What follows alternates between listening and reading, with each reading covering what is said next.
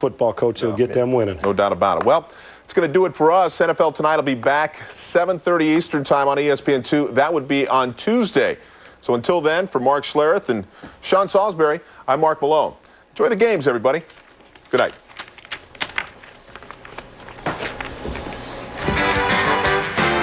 NFL Tonight is a presentation of ESPN, the worldwide leader in sports. For more, log on to ESPN.com.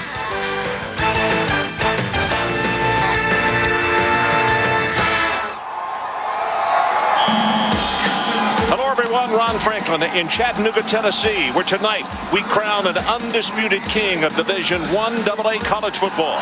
3 weeks ago, this playoff started with a field of 16 teams. Now we're down to the final 2.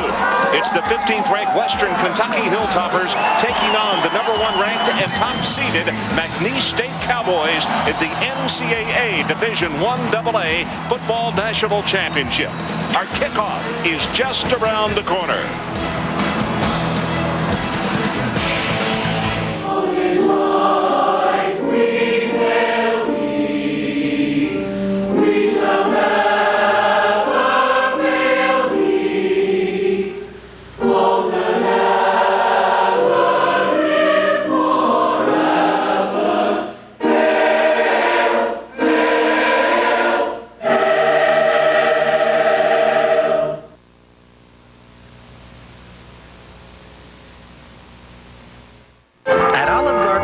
School in Italy, our chefs learned the secrets of Chef Neri's chicken marsala, like how to turn rosemary and marsala wine into the perfect sauce. Enjoy it tonight with all the salad and breadsticks you want. Olive Garden, when you're here, you're family.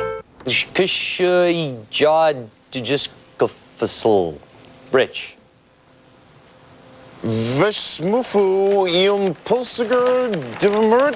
Thanks for filling in. Miss Verduvos. We're getting ready to settle a championship on the field. Finley Stadium in Chattanooga, Western Kentucky, taking on McNeese State in just a matter of moments. We're glad to have you with us here in the studio. Reese Davis along with Bill Curry and Jim Donnan. Guys, looking forward to a terrific game tonight. And Bill, it was just a little over a decade ago that couldn't even imagine Western Kentucky being in this position because they weren't sure they were going to have a football team. I was in Bowling Green, Kentucky. It was January of 1992. And the president called Jack Harbaugh and said, we're going to have to discontinue football. Jack had the meeting with the team, gave him the bad news, went back to his office, got angry and went back and said, wait a minute, let's work at this thing. He got the support of the community, the support finally to get to the Board of Education, or whoever makes those decisions in the state of Kentucky. Then he got the formidable Harbaugh family, including son Jim, who collected old shoes from his teammates from the Indianapolis Colts. And here they are, 11-3, going to play for the national championship for the first time in their Division I AA history, and it's just wonderful. It's a great story. And Bill, you know, Jim was a fixture in this game. Jim, you have all kinds of experience in I AA championship games. You took Marshall there 4 separate occasions. What's going through the mind of the coaches right now? I guarantee you this right now, Reese. Everybody in that locker room is looking at the chance to win the national championship on the field. What the coaches are talking about is let's play our game. Let's play what got us here. Let's play with enthusiasm and avoid penalties, stress the kicking game. We're playing for the big Chilardo, man. Let's go for it. You know what Donnie used to do? He used to ride steamrollers and say, you're either going to be the steamroller or the pavement. We'll see who does that coming up in just a matter of seconds. McNeese State, they've lost 1 time this year to Nebraska. We'll see if they can top it with a title. Ron Franklin and the guys now. Thanks, Reese. Here we are, Chattanooga, Tennessee, not too far from track 29. And tonight, the I AA championship between Western Kentucky and the top seed and top-ranked McNeese State Cowboys. Here are the brackets and how they got here. McNeese got to stay at home. They won over Montana, then won over Villanova last week. Both come from behind efforts. And for Western Kentucky, they had to win both of theirs on the road. They won over Western Illinois and then knocked off the #2 seed, Georgia Southern, just last week. Hi, everybody. Ron Franklin along with Mike Gottfried back here in Chattanooga again. We did this game last year, and it was a lot of fun. Mike Gottfried, earlier this year, Western lost to McNeese. You know, as a former coach, how difficult it is to beat a team twice in one season. Well, Ron, the coaches have told their football team, the McNeese coaches, that the experts say you can't do it twice in a season. Let's prove them wrong. McNeese we figured they'd be here. They're the #1 ranked team in the country. Western came out of nowhere, 15th ranked team in the country. Both these teams run the football. Whatever team gets off to the best start is going to win this game. And I'm excited about being here in Division I AA Championship. Well, as I said, we had fun here last year, and I think we're going to have fun again tonight. Jack Harbaugh, 14th season as the head guy at Western Kentucky, and this is the first time that the Hilltoppers have played in a national championship game in football. Over on the other side of the field, Tommy Tate. 3rd season at McNeese. He has made quite a mark. You see that winning percentage at 76%. McNeese has won the toss, and they have deferred, so Western Kentucky will receive to get this ball game underway. Now, how about the weather? This time last night, it was miserable, blowing and just raining like the dickens. Temperature right now, 48 degrees. Humidity is low and partly cloudy. No chance of rain in the forecast. Wind maybe a slight factor at times tonight. We'll talk more about that as John Marino has it teed up, and we are set to go for the 1AA National Championship in college football. 3 yards deep, they're going to return it. That's John Frazier. Frazier, 15, 20, toppled at the 25-yard line. So the starter at quarterback, he wears number 10, Jason Michael. He started off at West Point at the U.S. Military Academy, decided he wanted to transfer. He is out of Louisa, Kentucky, 5'10", 200 pounds, and quite a story because he worked himself into a starting position, then lost it, but this year he has been the man.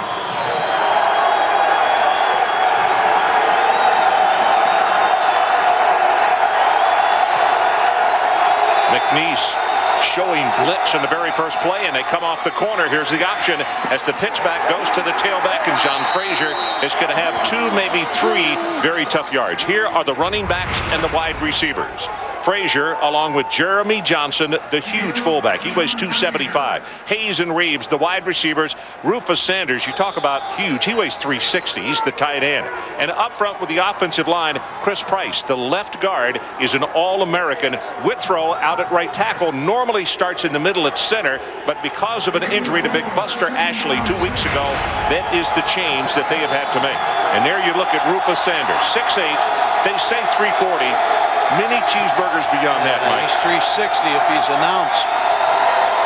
2nd down and 6. Quick out pass has this one complete, and that's Casey Rooney incomplete. Or the play is being whistled down. Delay a game, Ron.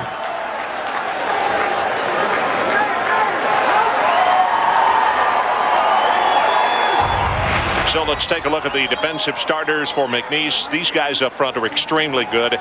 Keep an eye on John Paul Jones out of Karen Crow. He is a transfer from LSU, extremely difficult to block. Royal and Garrison. Roderick Royal, a transfer from Florida. Garrison, a very steady player. And in the secondary, on the corners, White and Smith.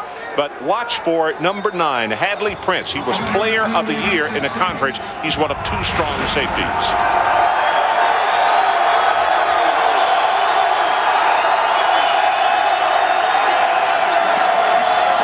Well, McNeese brings somebody off the corner again in the running play. Breaks off one tackle. He's going to have a couple of yards. That's Roderick Royal who comes over to make the tackle. And John Paul Jones is the man that I was talking about who disrupted the play up front. Yeah, he disrupted the play up front, and Hadley Prince, the 5'9" defensive back that plays like a linebacker, finished the tackle off on John Frazier. Mike, the man that we were wondering about tonight is starting in the ball game, and that's Jeremy Johnson, number 1. Little case of the stomach virus you found out just before the game, right? Did not warm up in the pre-game. Here comes pressure from the linebackers. Pass overthrown and incomplete at the 38, looking for Shannon Hayes. And Adrian Karsten, let's check with you. A little bit more on Jeremiah Johnson. The fact that he has the stomach flu is one thing. It's the aches and pains now he has in his elbows, especially in his knees and his ankles. We all know about the stomach flu. It's beginning to move through him and apparently throughout the rest of the team, Ron. This started and cropped up late this afternoon. Now, the fact that he can go now may not be the case as the game wears on. We'll have to keep an eye on him and the rest of his team. Ron, we talked about getting off to a good start because both these teams are not great throwing teams. Well, this is a great punt into the wind. It is going to go over the head of the deep back, Claiborne. And let's take a look at the starters for McNeese as they head on the field. Scott Pendarvis, a sophomore out of Walker, which is right outside of Baton Rouge. He went to Catholic in Baton Rouge. 6'3", 221 pounds, probably throws better outside the pocket. The backup, Corcoran, is the man who is much more a pocket passer. We'll take a look at the other starters on offense after this play. If it gets into a passing game, Pendarvis is probably better than Michael for Western Kentucky. Prim gets the start at tailback. They throw on first down, and it's picked off at the 35-yard line. That's Maslowski, the linebacker, and it is 1st and 10 at the 27-yard line for the Hilltoppers of Western Kentucky. Boy, Maslowski, the linebacker, just stepped in front of the Flea Martin, the number 2 receiver for McNeese, and made that interception. We talked about, as you watch Maslowski, he's going to walk right, step right in front, make that interception. Last week against Georgia Southern, he caused a fumble and also recovered a fumble. So let's see if the Hilltoppers can take advantage. On that opening series, McNeese was sending somebody on every play to mess up their rhythm. Straight ahead with the running play, and John Frazier is going to have very short yardage. He'll take it, well, they're going to say to the 23.5 as Fairchild comes over to make the tackle. I talked to Tommy Tate, the head coach of McNeese, and asked him what the difference was in the first game, whether they stopped Western Kentucky's power running game. He said, no, we never stopped it during the game. We got off to a 21-0 lead and just held on. Well, the one thing that the coaches for Western expect, and that is for McNeese to crowd and say, Jason Michael, beat us with your arm. Here's a pitch back on the reverse. This is Rooney. Gets by one tackle, takes it inside the 20 and down to the 16, and that should be enough for the Western first down. Fairchild makes his second tackle. And that's a good play call. They've got, Western Kentucky's got 2 offensive coordinators, and that's a good play call because it's a misdirection play, and all of a sudden it'll slow down the pursuit of McNeese. Willie Taggart and Kevin Leitner are the offensive coordinators, co-coordinators for the Toppers. Taggart, a former quarterback at Western Kentucky.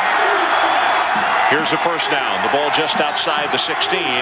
Western Kentucky 8-0 this year when they score first. From the I formation, they give it to the big fullback, Johnson.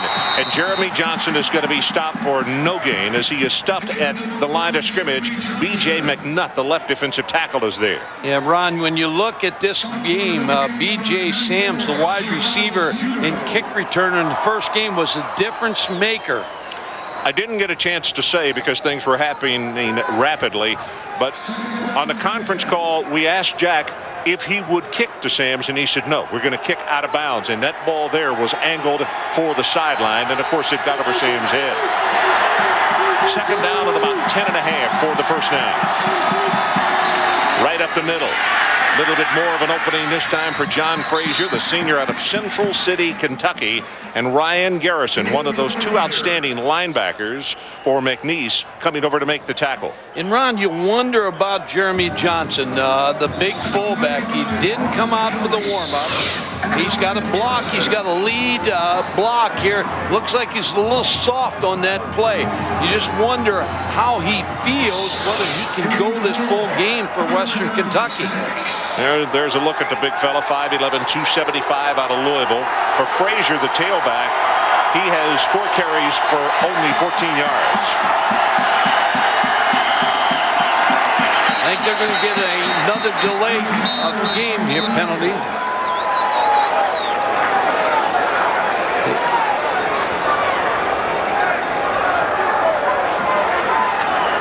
Here's a problem, Ron, for coaches, especially in playoffs. These referees are from the East. And the tempo of the game is set by the officials. And some officials will set that ball quick, and you're not used to the pace. They picked up 2 delay of game penalties already, you know, in the first quarter. And they didn't have one last week against Georgia Southern. I'm trying to find a 25-second clock down on the field. I know there's one up on this big scoreboard, but they're going the other direction. All right. You know, he may be having trouble picking that up as well underneath the game clock. There it is right there. Third down. They need to take it to the 5.5-yard line. Again from the guy's shed. Here comes pressure, and they throw back a screen to the near side of the field, and it's Johnson. Runs over a man at the 5, and he will score from 16 yards. Fairchild had a shot at him, and he ran right over it. Flew looks better, Mike. Yeah, it's a good play call, too, because the throwback screen, Oklahoma State, when Larry Coker was the offensive coordinator, they made this famous with Thurman Thomas and Barry Sanders in the Big 8 back then. And Jeremy Johnson gets away from Fairchild. Early score for the Toppers. Martinez to attempt the extra point. Gets a good pass, and his kick is perfect. So we will take one more look at the interception by Maslowski. As we said, Mike, he had a fumble recovery and caused a fumble last week. Now, Maslowski made the play and set a good field position. McNeese has only had one play on offense, and now they got to answer the score from Jeremy Johnson, the big fullback. So we'll take a timeout. The 1AA championship. The Toppers go on top. College Hoops all day Saturday on ESPN and ESPN2. Get an amazing Gateway holiday deal for home or office. Buy one award-winning PC and get a second award-winning PC free. Purchase a Gateway 700XL PC or a Gateway 600XL notebook, and you'll get a Gateway 300S PC free. Get one and give one. Call 1-800-GATEWAY now for free shipping on all home PC purchases. The Gateway 600XL uses the mobile Intel Pentium 4 processor M. Every day, AmeriDebt helps more people with money problems. My credit card debt was outrageous. Then I called AmeriDebt. They contacted my creditors and got my payments almost cut in half. AmeriDebt is a nonprofit organization that offers free consultations to consumers seeking to eliminate their debt. Every month I pay our credit card bills, but the balances never seem to get smaller. AmeriDebt got our interest rates reduced, and now the balances are dropping dramatically. Call 1-800-233-0500. AmeriDebt, helping America get out of debt. This weekend, ESPN's got a double dose of NFL Countdown. Think about that. That's amazing.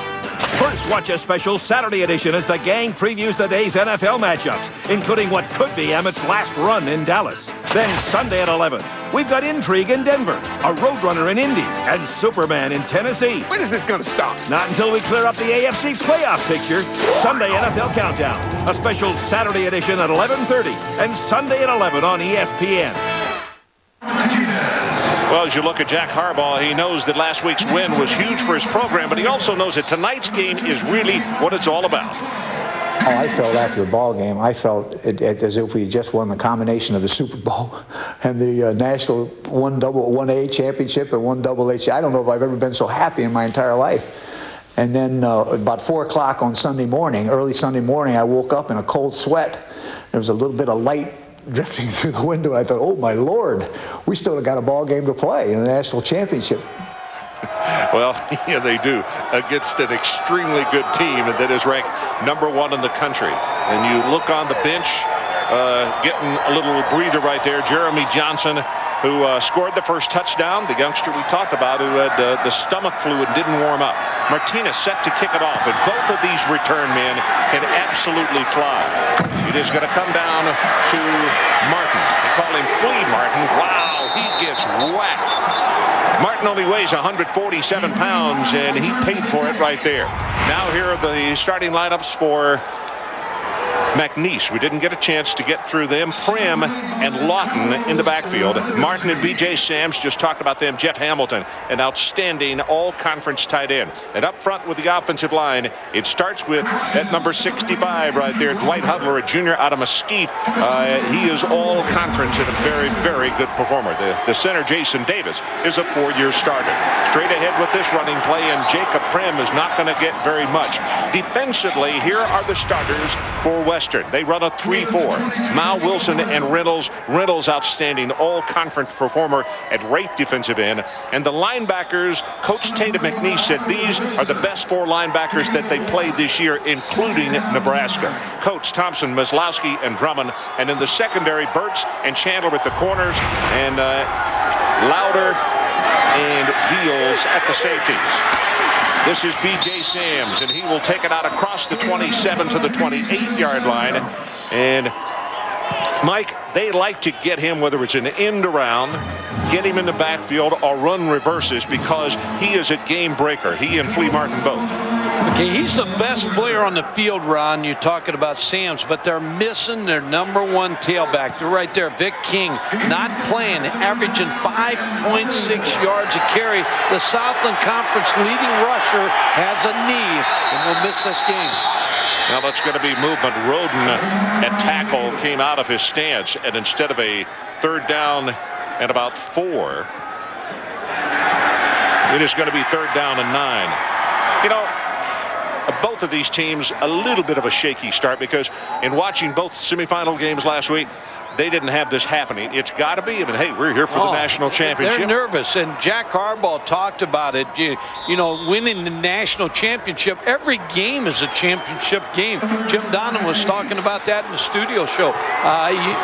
You win it on the field right here. They need to take this ball out to the 32.5-yard line to keep the drive going. Pendarvis sets in the pocket to throw. Now he's going to try to run it at the 25, at the 30, and he may have the first down. Ron, I think it's important for McNeese to go down this football field and answer the score of Western Kentucky. You're playing without your #1 tailback in your run football team.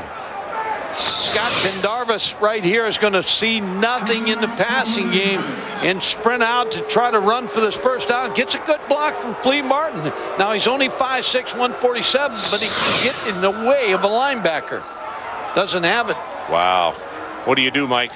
This early, you got to go for it. I think that's that close. I don't think they can give Western. I talked so much about the getting off to a good start here. Well, Coach Tate, he's going to punt it. He's not going to take a chance, or that is what it would appear from here, because Jason Cook, #5, a redshirt freshman out of Moss Bluff, comes on to do the kicking. I go back to Ron. Neither one of these football teams are very good passing teams. They live on the run. So if you get behind by 2 touchdowns, then you're in trouble. Tell you what, Mike, they are kicking with the wind, and everything going in this direction was going about 10 or 15 yards further. So they could flip the field on Western right here. Ordinarily, I'd say kick the ball. I've always said kick the ball when you're back here. But in the championship game like this one, 2 good defensive teams, they may have drawn them offside right here. And here's the kick, and it's Spiral's going to turn over all the way back to the 20-yard line on the return is Veals. And Veals is hit immediately. That is excellent coverage on the special teams. 49 on the kick and 8 on the return. We'll take a timeout. 8:07 left in this opening quarter. 7-0 Hilltoppers.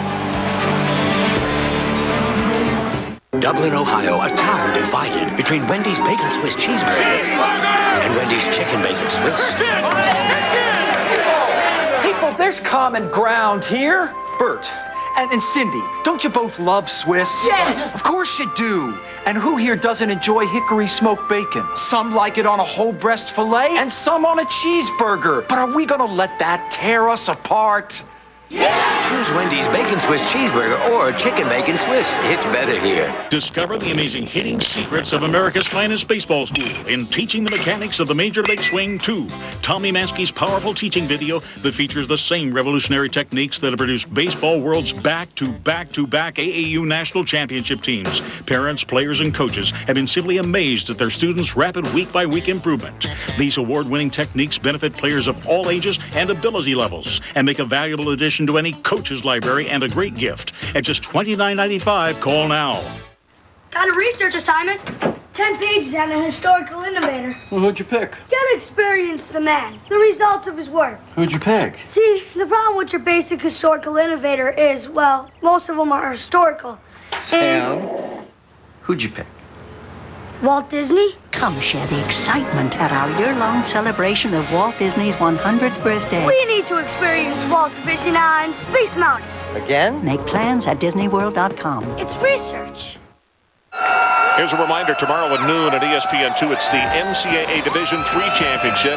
Six-time champion Mount Union has earned the right to make another trip. They take on Trinity, Texas, noon on ESPN2. That's Saturday at noon, the Amos Alonzo Stag Bowl up in Virginia. And Ron, Mount Union's coach Larry Karras won't have to contend with Trinity quarterback Roy Hampton. He was suspended through pass for 4,000 yards and 43 touchdowns.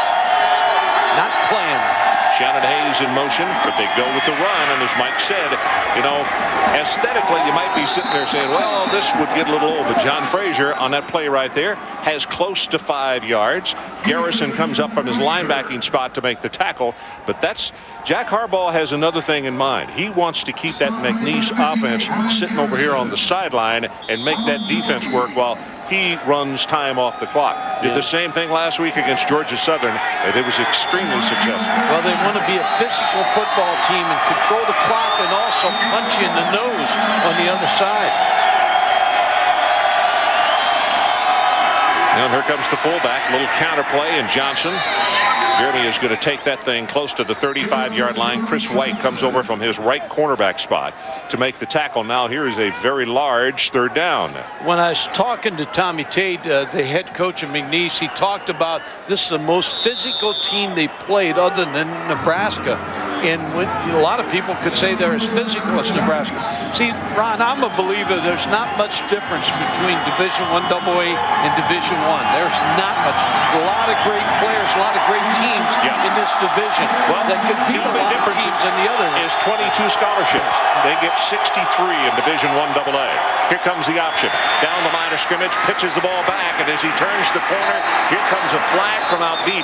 And I was about to say he just got himself a first down. But from where that's thrown, I think that's going to be holding. Yeah, you got to figure holding because it was strung out so far down the line of scrimmage. You figure somebody reached out.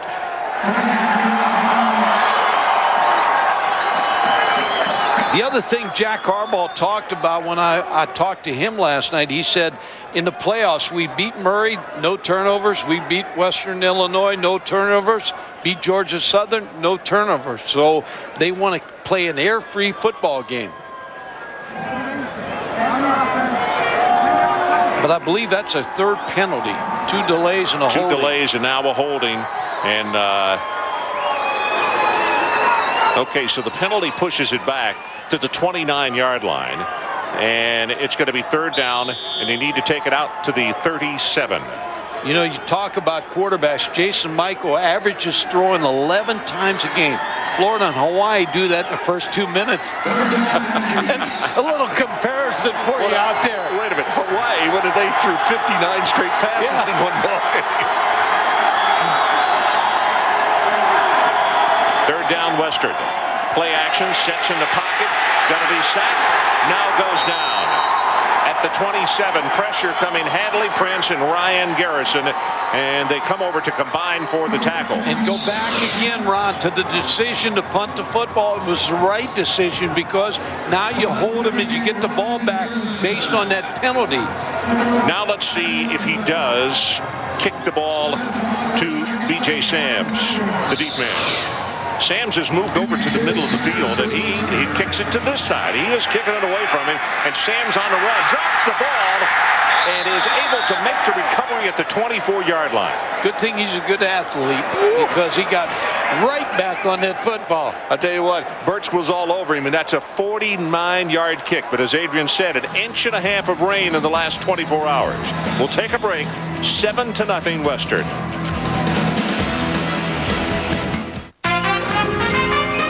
It's the most wonderful week of the year.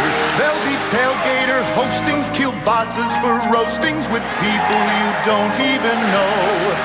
There'll be Hail Mary stories and tales of the glories of bowl games from long, long ago. It's the most wonderful week. Capital One Bowl Week, December 23rd through January 1st on ESPN and ESPN. There are monitoring devices throughout the parish, something that we thought that they should have done. Installed by Lake Area Industries to measure air quality, the monitors also serve as a measure of respect for the ideas of Community Advisory Panel members. You need people like that who have genuine concerns and are willing to bring those concerns to the CAP meetings, to the table. The Lake Area Industry Alliance. We're all making progress through communication. If you've shopped for a phone or a pager lately, we don't have to tell you that this is no fun. Experience the All-Pro difference. It's just that easy? Absolutely. For a limited time at All-Pro Communications, activate a select Verizon wireless phone on America's Choice, the plan where all your minutes are national minutes, and get a free phone and pager. All-Pro Communications with 2 locations to serve, College Street in Beaumont and Ryan Street at Preon Lake Road in Lake Charles. Don't take a number, get a number with All-Pro Communications, your Verizon wireless authorized agent. Western Kentucky on top of the hill right now, 7-0. Here on the McNeese side, they feel like it's taken them 9 minutes to settle in. You need to remember the first time they played each other back on September 28th, McNeese had a week off, which means they actually had 2 weeks to prepare for Western Kentucky. This time, because of the game against Villanova on Saturday, 2 days, Ron. 9 minutes to finally settle in. The miscues, the indecision here on the sidelines, the drop punt. Now they feel like they've got the ball back and they have a shot. Tell you what, Adrian, the drop punt, they are very, very fortunate that they got that back. He probably should have run away from that thing. They need to establish the tailback Prim. Well, he gets the hand off, and that's Lawton in front of him. And he's going to take it for 3 tough yards. Ron Franklin, Mike Gottfried, Adrian Karsten coming to you from the 1AA Football Championship in Chattanooga, Tennessee. At a full moon overhead. I don't know if that means that stranger things are going to happen tonight or not.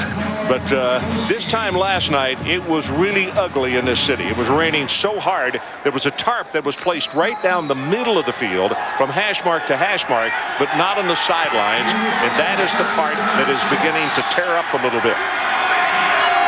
Hamilton, the tight end in motion. They give it to Lawton, the fullback, and Luke, the junior out of Lafayette. Lafayette, Louisiana, takes it out to the 34-yard line. That's a gain of 6.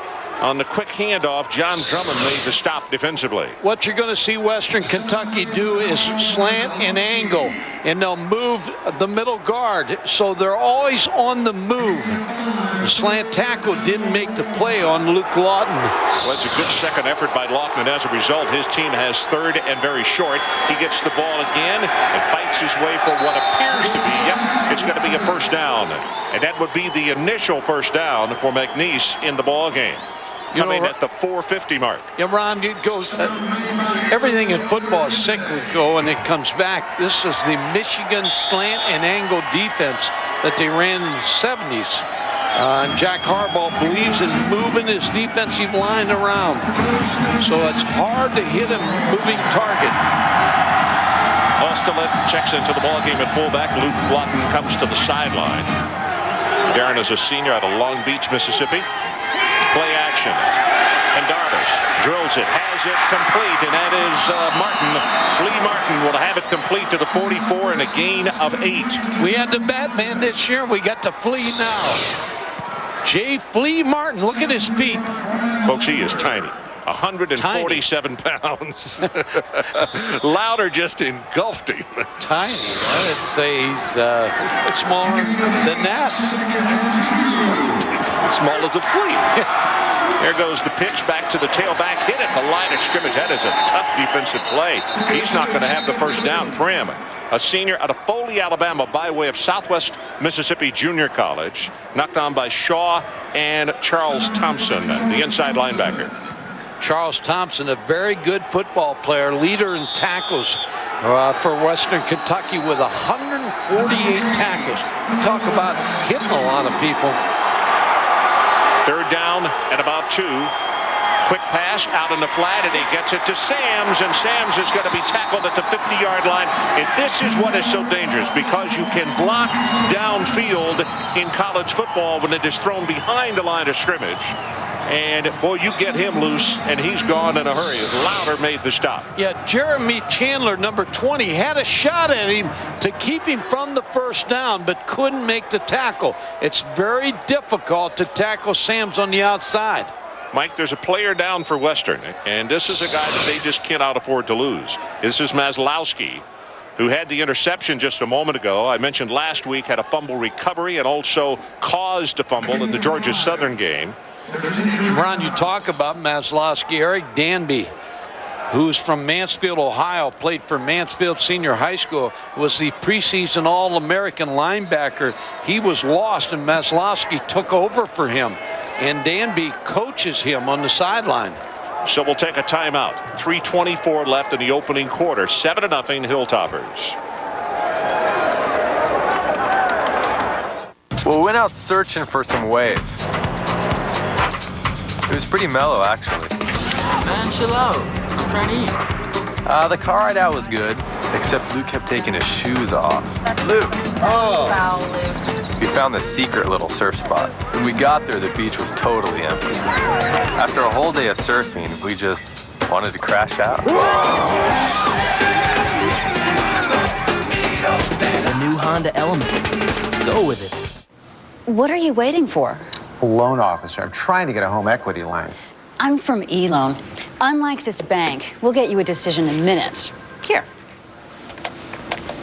I'm approved. We'll even come to you to sign the papers. And you'll have your money as quick as 12 days. So you get your cash fast at a great rate. Still want to wait for that loan officer? Not anymore. A bank shouldn't come between you and your money. That's why there's eLoan. Apply now at eLoan.com or call 1-800-ELOAN22. I swim the 200. I study sociology. I grind out laps. I cram for tests. I race nationals. I take finals. And when I finish, I'll be ready to start. There are 360,000 NCAA student athletes, and we're all training to perform in whatever we go on to do. 7-0, Mike. Here is what happened to the linebacker, Maslowski. Yeah, both those guys. Maslowski's going to get hit away from the play and was not expecting to get hit. Tell you what, that tackle is made. That probably should have been a 15-yard penalty. And Way particularly away from the coming ball. to blindside him like that. That's... You always tell your guys, don't count your money out there. Don't count your change until you hear that whistle blow, and then beyond that. Getty Cabot, number 31, comes into the lineup. Just over 3 minutes to play, opening quarter. Pram hit hard at the line of scrimmage, and he gets whacked down by Charles Thompson. I'll tell you what, these two defensive clubs, both McNeese and also Western Kentucky, they will come after you. When they get there, they do some damage, don't they? Yeah, they really do. Western Kentucky moves just before the snap of the ball, so they're very active with their defensive linemen of movement in this football game. The offensive line for McNeese really has to do a good job. 8th play of the drive. On 2nd and 10. Pressure is the throwback screen complete to the tight end. It's Hamilton, and he gets upended at the 48-yard line. It's going to be 3rd down and long for McNeese as Cabot, who just came in the ball game, replacing Maslowski. Yeah, John Drummond also made the tackle. They did a great job of reacting to the screen. It's a throwback screen again. Well, Reynolds is the man who forced the play maybe to come a little quicker than they had wanted. John Drummond did the best job because he felt screen right away and stayed with the receiver. Well, that's a good observation, Mike. McNeese 2 of 3 on 3rd down conversions, and the pass in and out of the hands of Sams. Ball maybe thrown just a little bit behind him, and then he got whacked by Brian Lauder, the junior out of Bowling Green. Yeah, that's still, he should have caught that football. Lauder, a 4.0 student, wants to go to law school. Walked on and started off as a special teams player. In the first game, McNeese was 60% on 3rd downs, and Western Kentucky was 2 out of 10, so that's been the difference in that game. Cook with the kick. driving spiral and going to be caught inside the 10-yard line. I have a feeling that the head coach may say something to Beals, because rather than planting his heels on the 10-yard line, that was a driving spiral. It appeared that one would get on into the end zone. Saturday night, the college basketball season continues at ESPN at 5:30. Ricky Paulding and the number 10 Missouri Tigers take on the 12th-ranked Fighting Illini. That's the bragging rights game in St. Louis. And then at 8 o'clock over on ESPN2, the number 1-ranked Arizona Wildcats, led by Jason Gardner, take on LSU. You told me Missouri was pretty good, because you told me you thought they'd handle Memphis. I thought Memphis would play them a little bit better. You were right. Paulding is really a special player for them also. He's had to step up, and he has. Worst field position of the night for Western. And they're going to go on top and got a man wide open, the fullback, and they get it out to Jeremy Johnson all the way out to the 36-yard line. Now, you talk about a smart play call, rolling a 275-pound fullback out of the backfield. Yeah, they had him on the wheel route, Ron, which is where he comes out of the backfield. He's against the linebacker, Roderick Royal, and that's what you want. And when you look at Jeremy Johnson, 275 pounds, he's the second leading receiver on this football team. So you know he has good hands. Second, it's going to be 25 yards on that play. Also Baker in the backfield as they line up in that tandem eye.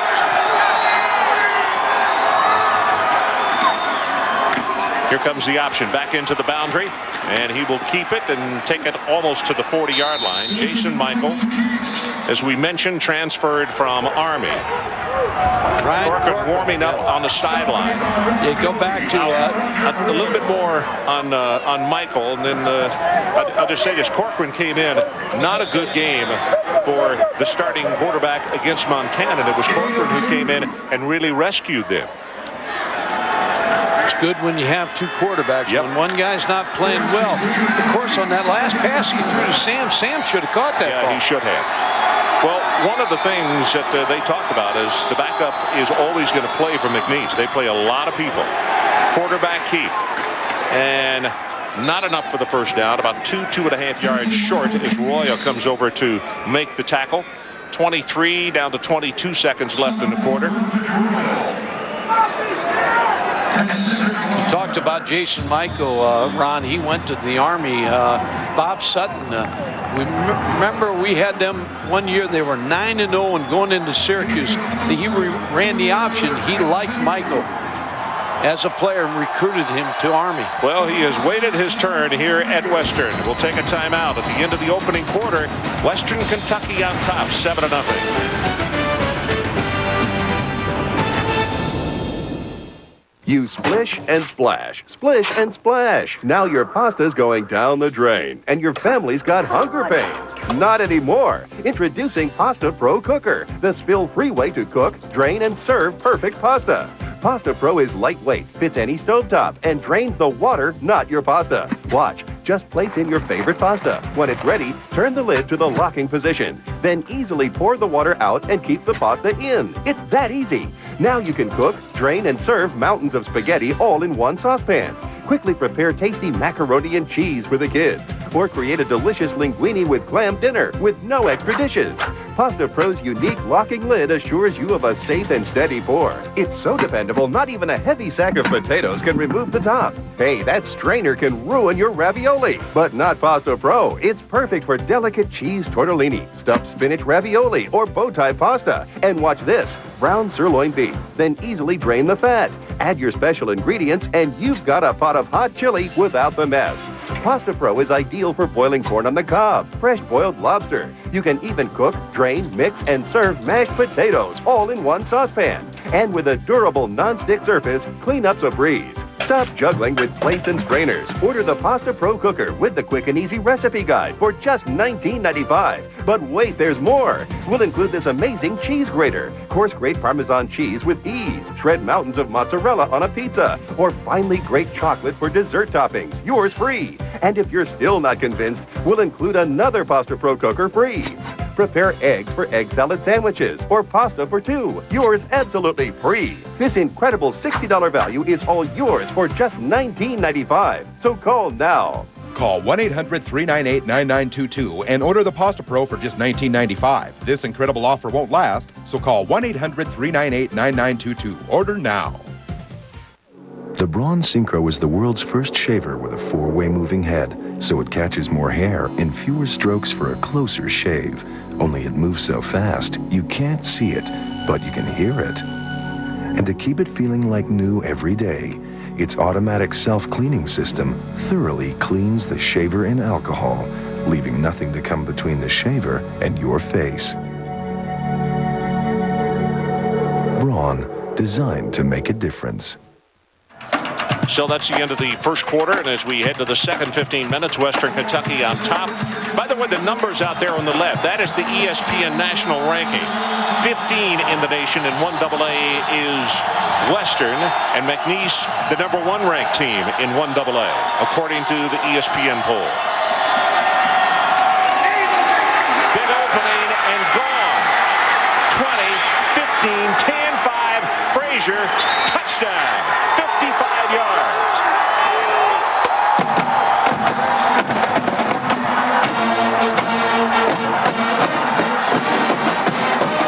Mike, as the celebration goes on across the way, I want you to go back and reiterate what we talked about off the top of the telecast. And we wondered, we got a long, long way to go in this football game, but that McNeese, since they won by 25 points the first time they played, that maybe the guys didn't focus in. Now they got to focus now, which they can do. Tell you the other thing, Ron, this is the first game they've had away from home for a month. McNeese has been playing at home. Western's been on the road. The advantage Western. John Frazier just hits up in there. Watch the big guy there, the big fullback.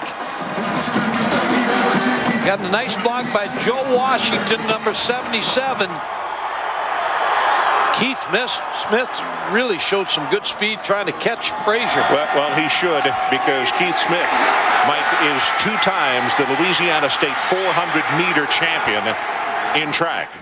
And he did have some closing speed on him, but it was not enough to bring him down. And it is 14-0 Western as we have just played the very first play of the second quarter. And go back to your question, Ron, when we started this game, how tough is it to win twice over the same team? I saw advantages both teams. One, if you win the game, you know you have confidence you can win the game.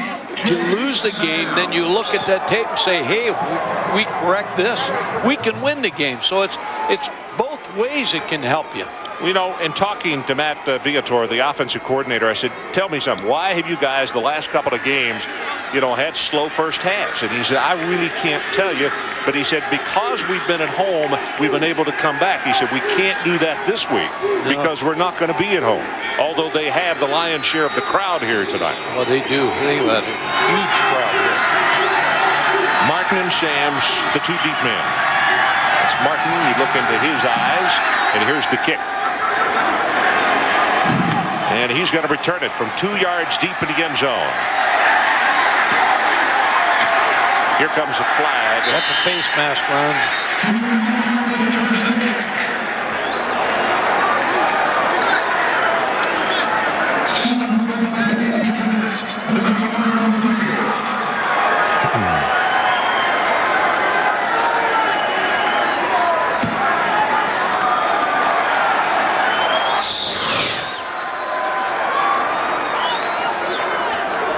Yeah, right there.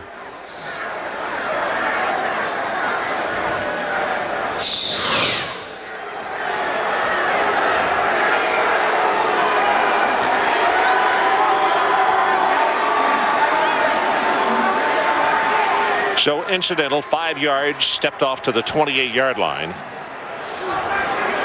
And Ryan Corcoran, a junior out of Lake Charles, 6'2", 198 pounds, comes into the lineup. Pendarvis will get a break on this series anyway. 3 of 5, 15 yards. Trahan comes in at tailback, number 3. He's a senior out of Sulphur.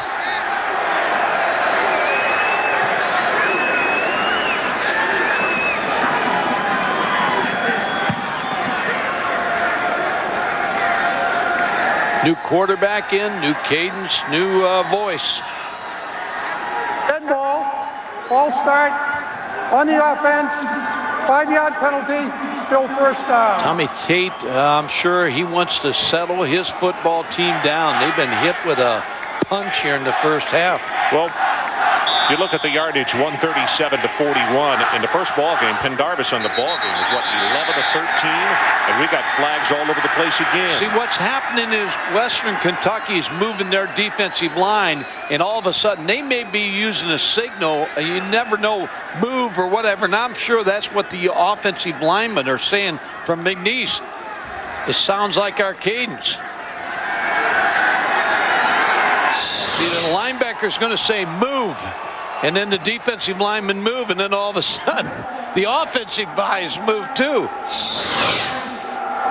Well, the side judge has come over to talk with Coach Tate, and I have a feeling that, are the linesmen there? I have a feeling that that's exactly what Tommy is talking to him about, just what Mike was saying. So, boy, 2 penalties right off the top here, and it's a first down and 20. Draw play, Trahan straight ahead. Going to take it out over the 25-yard line. Adrian Carson, what do you got for us? After the Hilltopper touchdown, Jack Harbaugh looks over at me, winks, smiles, and says, "We forgot Southern." Reference to Georgia Southern. They played just a couple of days ago, Ron. And also reference to a question I asked him yesterday on camera. I said, are you concerned that you played your national championship game against that powerhouse Georgia Southern? He said, "I hope not, but we'll find out in the first 10-15 minutes of this ball game." Second down. Well, Western has been deadly when they score first. 8-0 on the season. But, of course, none of those games that happened was against McNeese. This ball tipped, almost intercepted right in front of the McNeese bench. Carl Burtz was the man who was very tight on the coverage. Carl Burtz sat right on the flea right here. Flea Martin's going to break, but you see Carl Burtz, he's right there, almost picked that football off. Almost like he knew the route was going to be at 12 yards. Carl Burtz with 2 interceptions for the season.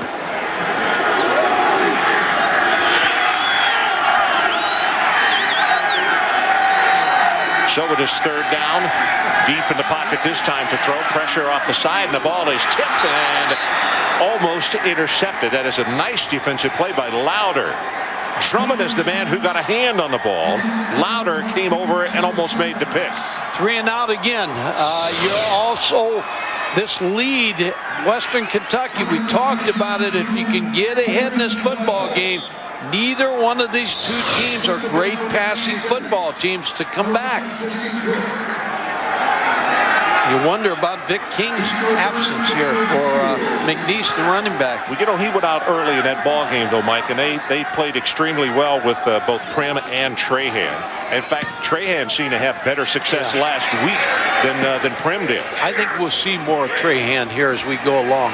Seems to be a little bit quicker burst when he gets the handoff. So there's a timeout after a 32-yard kick. 14-0, Western Kentucky. Well, we had an amazing road trip. It was incredible. There's nothing better than getting the guys together and hanging out for the weekend. We got a little lost on the way. Eric had the map. Once again, you're pointing here, he's pointing over there. 247? 247! Thank you! We have a mountain bike that did a little rock climbing. We met some friends out there, some girls. Somebody came in acting like an idiot. It could have been done at a different time, but I got back at him. You can't beat a road trip like that, and I'd go again any day. The new Honda Element. Go with it. Discover the amazing training secrets of America's finest baseball school in an exciting instructional video. Baseball World's Defensive Drills video features professional scout and instructor Tommy Mansky and the same techniques that produced his back-to-back-to-back AAU national championship teams. Collegiate Baseball Magazine's editor calls it a masterpiece, the best drill video ever produced. This video is endorsed by top professionals like superstar Fred McGriff. This is an instructional video that gets results. The Defensive Drills video benefits players of all ages and ability levels and makes a great gift too, so call now. This weekend, ESPN's got a double dose of NFL Countdown. Think about that. That's amazing. First, watch a special Saturday edition as the gang previews the day's NFL matchups, including what could be Emmett's last run in Dallas. Then Sunday at 11, we've got intrigue in Denver, a Roadrunner in Indy, and Superman in Tennessee. When is this going to stop? Not until we clear up the AFC playoff picture. Sunday NFL Countdown, a special Saturday edition at 11:30, and Sunday at 11 on ESPN. Last night, Tony Romo, a quarterback for Eastern Illinois, won the Walter Payton Award for the Division I AA Player of the Year. Eddie Payton there to make the presentation as you look at Tony Romo. This year he passed for 2,950 yards and 33 touchdowns. And our congratulations to that man on an outstanding performance. Ron, it's hard to go against Western tonight because they got Santa on their side. He's wearing red. The Cowboys still got a lot of time to have something to say about that, about spoiling the 25th. Short drop. Pass is knocked away. Nice defensive play by Keith Smith. And that's the young man who had that closing speed a moment ago you were talking about. He's a track guy, and he's their best cover man. Ron, Shannon Hayes, who has 19 catches this year, was the intended receiver, but you can see Keith Smith right with him. I like the play calling at Western. They're not a passing team, but not afraid to throw on first down. This will be a run, odds are. Second down to 10. And they give it straight ahead to the fullback. And Jeremy Johnson takes it out across the 45 to almost the 46-yard line. And it'll be third down. John Paul Jones is the man down on the bottom of the stack. And he was probably the defensive lineman that they worried most about. Taggart, the co-offensive coordinator. We just showed the Walter Payton Award. He was the recipient of that award. All right. Willie doing a good job calling plays, featuring Jeremy Johnson here in the first half. 101 yards for Western rushing, 34 for McNeese. Blitz right up the middle, and he's going to have to eat this one, and that is Roderick Royal. Second time that they have gotten to him tonight. Transfer from Florida, Roderick Royal just came in unblocked to make this sack on Michael. Michael is lucky that he was able to hold on to the football. Good observation, yeah. The 8th tackle of the night for Royal, we are told. What a first half he's having. Claiborne into punt. Now McNeese had a block last week against Villanova, and they're coming after him. And it's off the side of his foot. That is going to bound. Well, they're not going to be able to return this one because it went straight out of bounds at around the 30-yard line. Well, Saturday, the top golfers from the PGA, LPGA, and Champions Tour battled for bragging rights. Jim Furyk, Kari Webb, and Tom Kite head the field at the Wendy's 3-Tour Challenge. Coverage begins Saturday at 4 Eastern on ABC. I can't say anything about golf, Ron. I can't add to that. Don't know anything about it. No. Can't golf. Don't golf. Don't watch golf. Well, they faked the reverse. Trahan goes straight ahead. Pendarvis is back in the ball game, which makes 1 point. Coach Tate was not taking his starting quarterback out and admonishing him. He said on the phone the other day that we play our number 2 quarterback, and it comes at a certain time during the ball game, and we'll do it again as the game goes on.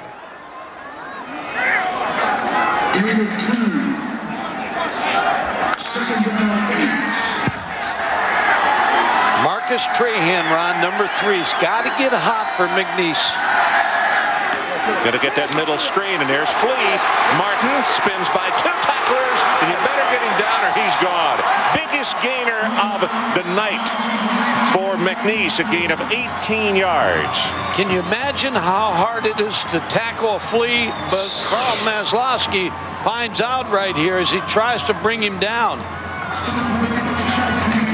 He was there for a moment when he reached for him, but he wasn't there at the end.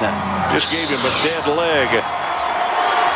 Kincaid is a man who finally got to him. Luke Lawton into the game at the blocking back. Here's Trahan, and he breaks it up the middle and almost breaks it all the way. And he takes it to the 35-yard line and a gain of 14. Reason I thought Trahan really has to get started here because he's the breakaway threat in the running game. He runs a toss sweep, but he runs it downhill. He'll take it inside of the action, a missed tackle when he's in the secondary. But you're right, Ron. You talk about watching him on tape. He's faster, and he gives them a threat. Now here's Lawton. Bounces off one tackler, will not bounce off the second, and that is Maslowski, who obviously had his bell rung, but he's back in the game and he's ringing bells now. And he knocks down Luke Lawton, the junior out of Lafayette, for, let's see, they're going to say about a 2-yard loss on the play. Andrew Roban, number 34, now comes into the ball game at fullback. He's a sophomore, 6 feet, 231 pounds.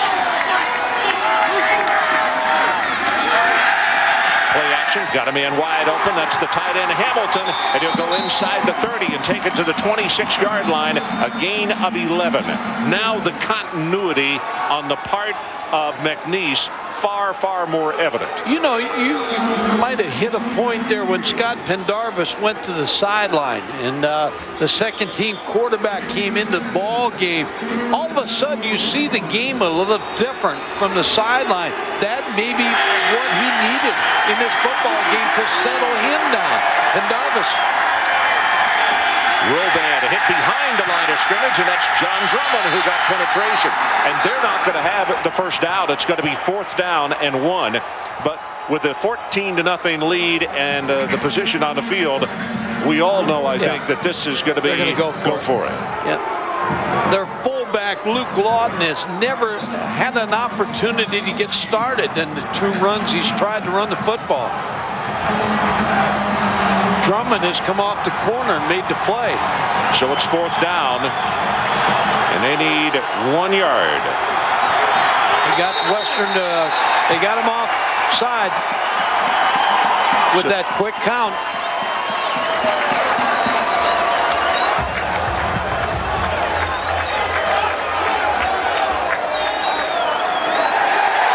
There's your first down. Didn't even have to run the play. Arthur Wilson, huge nose guard at right at 300 pounds, and you can see contact is made. Arthur's wide, not too tall, 6 foot, 295. They got a lot of Coke machines on this team too. Western Kentucky. First down, here comes the reverse. And here's Sands, and they run him right into the boundary and make the tackle. That is a nice play by Maslowski. And one thing that the coaches said about Maslowski, he is an old school guy who was so instinctive, but don't run him in the 40 because he probably doesn't run but a 4.9. But he watches so much film and is instinctive, and it's hard to fool him. I had so many guys when they played for me, there were 4-4 guys, but when they put the pads on, they became 4-8. Had so many 4-9 guys that became 4-5 when they put pads on because they had football. Short drop, quick pass over the middle, got it complete to Sands. Louder came up. If McNeese is going to win this football game, B.J. Sands got to play a big part in this game. Runs a quick slant, gets the ball over the middle, takes the hit by Louder, and holds on to the football. Well, Louder has had a couple of huge collisions already. Mike, the thing you got to be impressed with, Sams and Martin, to be as small as they are, they go anywhere to catch the football, and they're not worried. Sams 2 catches for 12. Fumble the snap and takes it forward maybe for about a yard. Coates came very close to knocking the ball out of his hand. Reynolds was there as well. They're going to go for the field goal, I believe, at this point. So Marino, and looking at his numbers, his longest is 47. He is 12 of 20 this season. Kicking into a slight breeze, 31-yard attempt.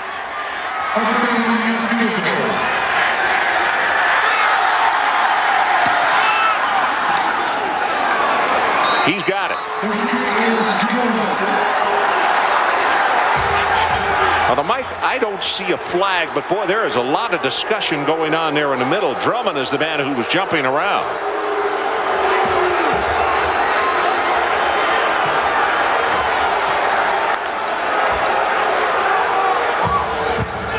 There's no penalty. No, but yet all the team stayed out there, and McNeese is saying they must be saying that there was contact made.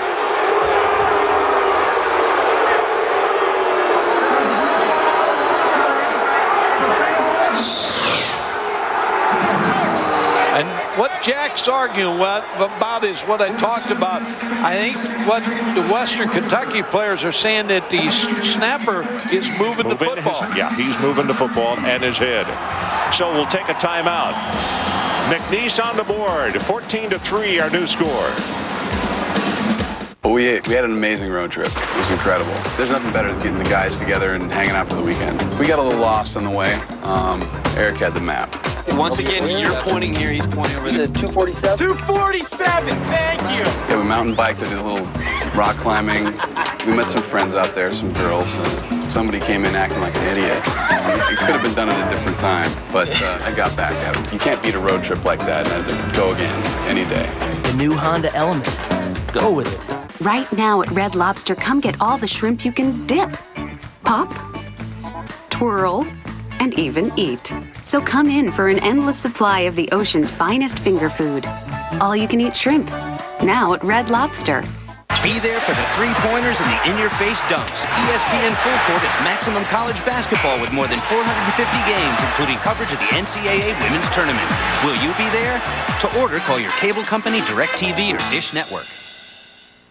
What an amazing year in sports. On Christmas Eve, find out who made the headlines and the highlights. First, host Stuart Scott and Rich Eisen review the year's most unforgettable stories and top plays on the Best of Sports Center 2002. Then, join John Anderson and Linda Cohn as they count down the top 10 games of the year.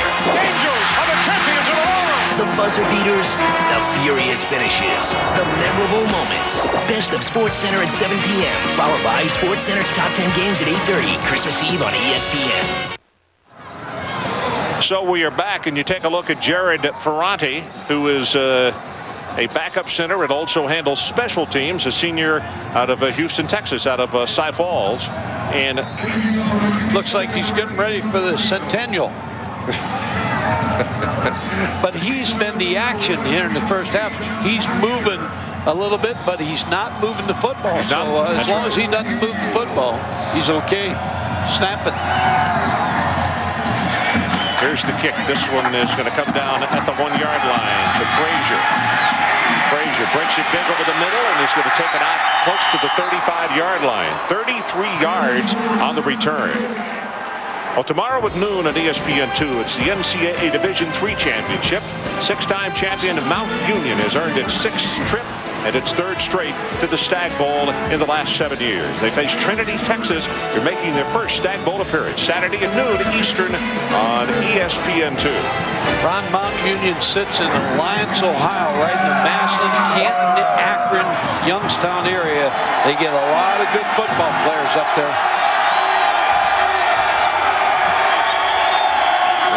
Their numbers are incredible. Running play will take it to the 39-yard line. Adrian Karsten, let's check with you again. Ron, practically 1.5 inches of rain here in Chattanooga over the last 24 hours. And the significance of that is that you're going to see now 70-75% of offense for both teams running between the hash marks because both teams are hesitant to run outside the hashes. No real crown on this field, but once you get outside the hash marks, really between the numbers, it really becomes mud. You need to remember, though, that tomorrow is the first day of winter, and the field is in pretty good shape all the way around. Yep, yeah, you're right. The grounds crew has done a really nice job here in Chattanooga at this beautiful little stadium. Running play, bounces it outside. Frazier, and he's off and running again. This time they're going to catch him, but not before he takes it to the 31-yard line, a gain of 29. And Fairchild has had to make some come-from-behind tackles several times tonight. Yeah, that's Rufus Sanders right there. He's 6'8", 340 pounds. I guarantee he's more than 340. And then you got a 295-pound fullback leading that side. So they got some weight on their side. One of the things that Coach Taggart said earlier in the week that they have to be careful of, as you look at Big Rufus going to the sideline, he said that we tip our hand. We run to his side so often. But why not? He is such a huge fella. Hayes in motion. Here comes the option pass. Looking, still looking, going to throw deep. Got a man there, and incomplete. That's incidental contact there. Their feet got tangled. The Western fans want interference, but that's not. Keith Smith is the man who was closest to the football. Keith Smith again with good coverage against Reeves. Number 2 bumps him a little bit, but I think it's a good no call, don't you? Yeah. Here comes Big Rufus in again. The only thing I would change about Rufus is he should have a 78 on his back because he's a tackle. Yeah, he's not a tight end. He's not going to catch. They're not going to throw the ball to him. Hey, Mike. When you arrive at the stadium, I'd make sure he's the first guy off the bus. Yeah, then Johnson the second. Oh, my. And then Johnson, nope, they fake it to Johnson, and the quarterback keeper, Jason Michael. Rod Gully comes over to make the tackle. Gully has had a truly outstanding year. Number 10, a junior out of Newton, Texas. 9 interceptions on the season. Far and away his best year. That was a read all the way by Jason Michael. When he saw the defensive tackle come down on the fullback, Johnson, he pulled the ball out and kept it. Gully did not get to finish the first game between these two teams. He injured a knee and had to stay on the sideline for the entire contest. 3rd down. They need the 21.5-yard line, and they give it to the big fullback, Jeremy Johnson. And he is not going to have the first down as they make the stop at the 22. Fairchild with still another tackle. Yeah, Fairchild has been a very good player. He replaced the defensive MVP of the league last year, Joe Judge. Well, it looks as though Martinez is going to come on to attempt a field goal for Western. His longest is 49 yards. He is 16 of 23 on the season. As the clock runs, we're about to go under 5 minutes to play in this 1AA championship game in the first half. 40-yard attempt. Good pass, plenty of distance, as you can see, and he knocks it right down the middle. So we'll take a timeout. New score, Western 17-3. Just under 5 minutes left until halftime. On ESPN Classic, 'tis the season for believing that miracles can come true. Starting Christmas Eve, deck the halls with 35 hours of amazing comebacks and magical games. You better watch out. You better not cry. Classic is coming to town. Do you believe in miracles? Find out starting noon Eastern Christmas Eve only on ESPN Classic. Get ESPN Classic. Call your cable or satellite provider now. Just like a fingerprint, everyone's financial condition is unique, which is precisely why First Mortgage is making so many borrowers happy. They make the mortgage fit your needs.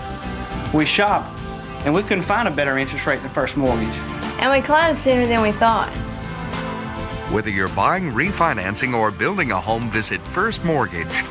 Local ownership, local integrity, more service, less cost. Find out how easy getting a mortgage can be today with First Mortgage. Bronte Lake Cleaners wants you to know that when it comes to dry cleaning and clothing care, there is a difference. Everyday professional services include pickup and delivery at home or office, custom shirt and pants service, and we welcome monthly accounts. These are just a few of the many ways Bronte Lake Cleaners can serve you. Here's another. Hairspray slowly stains and ruins the original color of your clothing. When possible, hairspray first, then put on your garment. Bronte Lake Cleaners, 2605 Ryan Street, Lake Charles.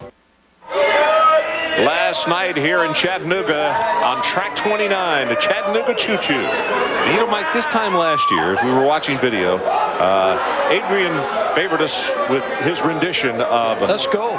Adrian hit it. Pardon me, Ron. Is that the Chattanooga Choo Choo? Yeah, track 29. Mike, you can give me a shine. You're supposed to sing it, not talk. You'll leave the Pennsylvania station about 3:45.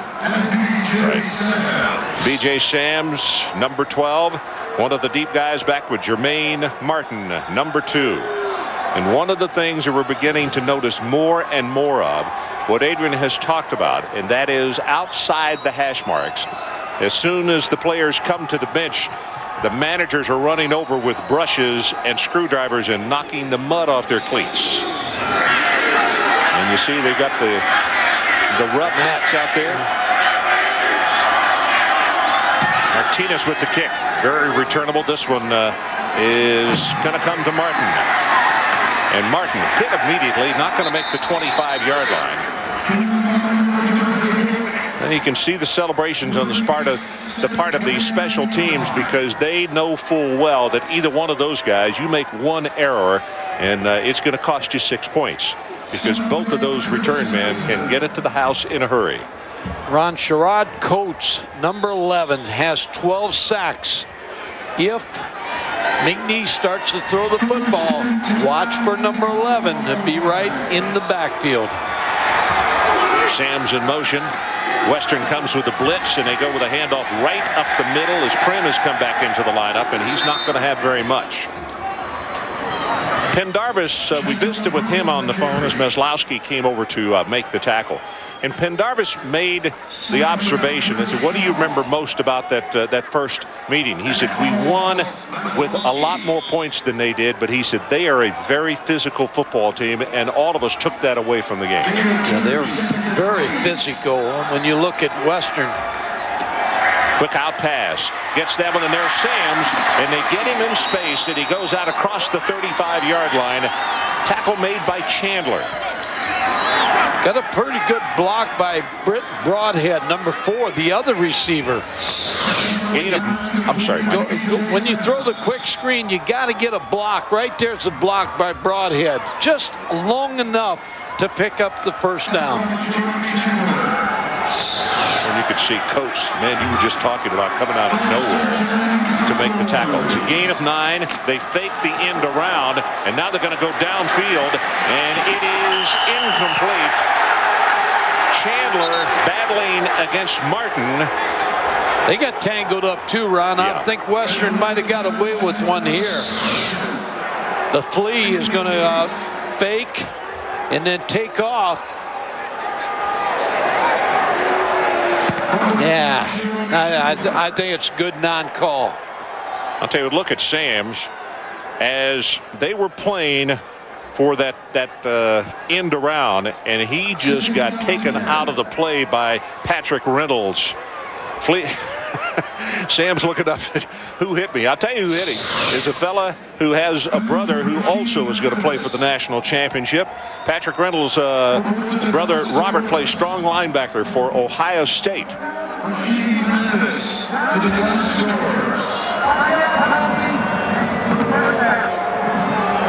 Lineman downfield for McNeese, so they're going to still have first down. Or second down. 15 now. Now they come in with an extra wide receiver. Lawton comes to the sideline. That ball tipped and almost intercepted by Coates. Reese Davis, let's go back to the studio and check with you. Right, Ron, coming up at halftime, we have another seat filled on the coaching carousel, and Coach Curry and Coach Donham will talk about the best way to handle a coaching departure. It's also championship weekend in the NCAA. Coach Curry claims to have been a great spiker in volleyball, and we'll even talk a little volleyball, and we'll also look ahead to a much more serious subject, the Seminole affairs, and the latest on the Florida State situation involving Adrian McPherson. Okay, Reese, thanks very much. We'll be to you in 3 minutes and 44 seconds. Quick out pass, and they got it complete to Sams. Sams gets by 1, now 2, and they finally get him down at the 41-yard line. Lauder was able to bring him to the turf after a gain of 9. Ron, almost the same situation. Britt Broadhead again with a key block to spring Sams for another couple yards. Talk about an unselfish player. Now he didn't block, he just missed him. But he's still unselfish. Maybe it was the intent. But the intent was there, I'm telling you. 3rd down and 6 to keep this drive going. They need to take it out to the 47-yard line. From the shotgun. And Darvish gets this one complete to Sams. Gets by one tackler, and on the second effort, he will have the first down. That play, we might need to put an asterisk by it, because if McNeese is able to go down and get points, that is a huge one right there. Now, B.J. Sams, we talked about it at the beginning. He has got to make plays. Missed tackle by coach number 11, and that allowed Sams to get the first down. Sams now 5 catches for 37 yards. From under center this time, play action. Now here comes the pressure, and Coates is going to sack him. First time that they have gotten to either of the McNeese quarterbacks. Clock continues to run as we hit 2.5 minutes left until halftime. That's the 13th sack by Coates.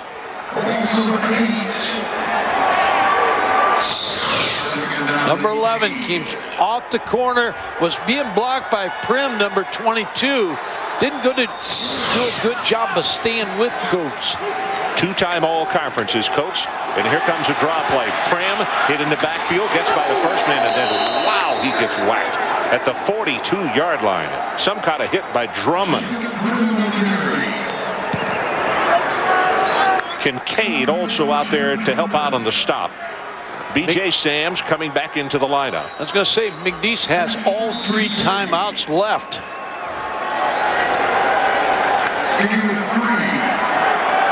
Have not led at halftime, the Cowboys, in the playoffs. So their second half football team. Stay tuned. Blitz right up the middle. Pendarvis as a flag goes down, and this is going to be well overthrown.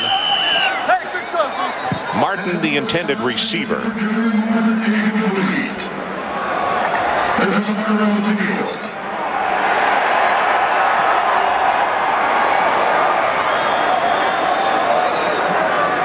You have to wonder, Coach Tate. Illegal motion on the offense. The penalty is declined. 4th down.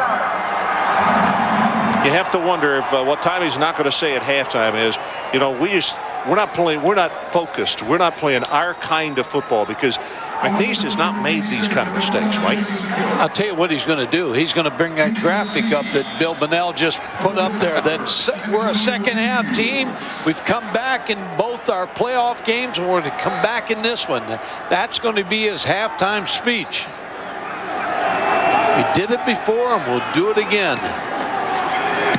Here's the kick. They almost got to that thing. Driving spiral. And taken by Beals at the 9-yard line. And he is going to be stopped shy of the 20-yard line. 49 on the kick and 8 on the return. We'll take a timeout. 1:15 left until halftime. I have to focus. Gather everything I've learned. All my successes. All my sacrifices. All my pain, and concentrate that energy into one moment. That's a moment I'll use every single day of my life. There are 360,000 NCAA student athletes, and just about all of us will be going pro in something other than sports. I swim the 200. I study sociology. I grind out laps. I cram for tests. I race nationals. I take finals. And when I finish, I'll be ready to start. There are 360,000 NCAA student athletes, and we're all training to perform in whatever we go on to do. Well, some happy Hilltoppers as Western, with 1:15 showing on the clock until halftime, leading in this 1AA national championship game 17-3. I don't think you'll see Western take a chance here, but they'll try to get something, maybe a draw or a screen, or get some type of run. If they pick up 10-15 yards, then they may go into a scoring mode, but they're not. They've got the lead, and they're going to take us to halftime. Well, they got 2 tight ends in an I formation.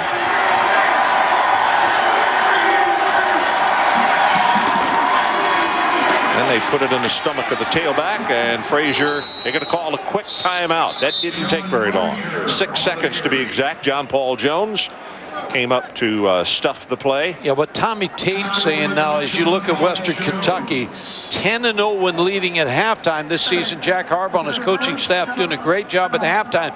But what Tommy Tate's still figuring now, he's got 2 timeouts left. He's going to make Western punt this football if they can't get a first down. And then, like you said, they blocked a kick last week. Go after one, see if I can get something positive before halftime. Frazier's numbers, quite an outstanding evening. 10 carries, 115 yards, and the one long 55-yard touchdown run. Over on the sideline, Claiborne loosening the leg. You just gave the numbers of Frazier, 110 yards. He's averaging 102 rushing in the playoffs, so he's exceeded that in the first half.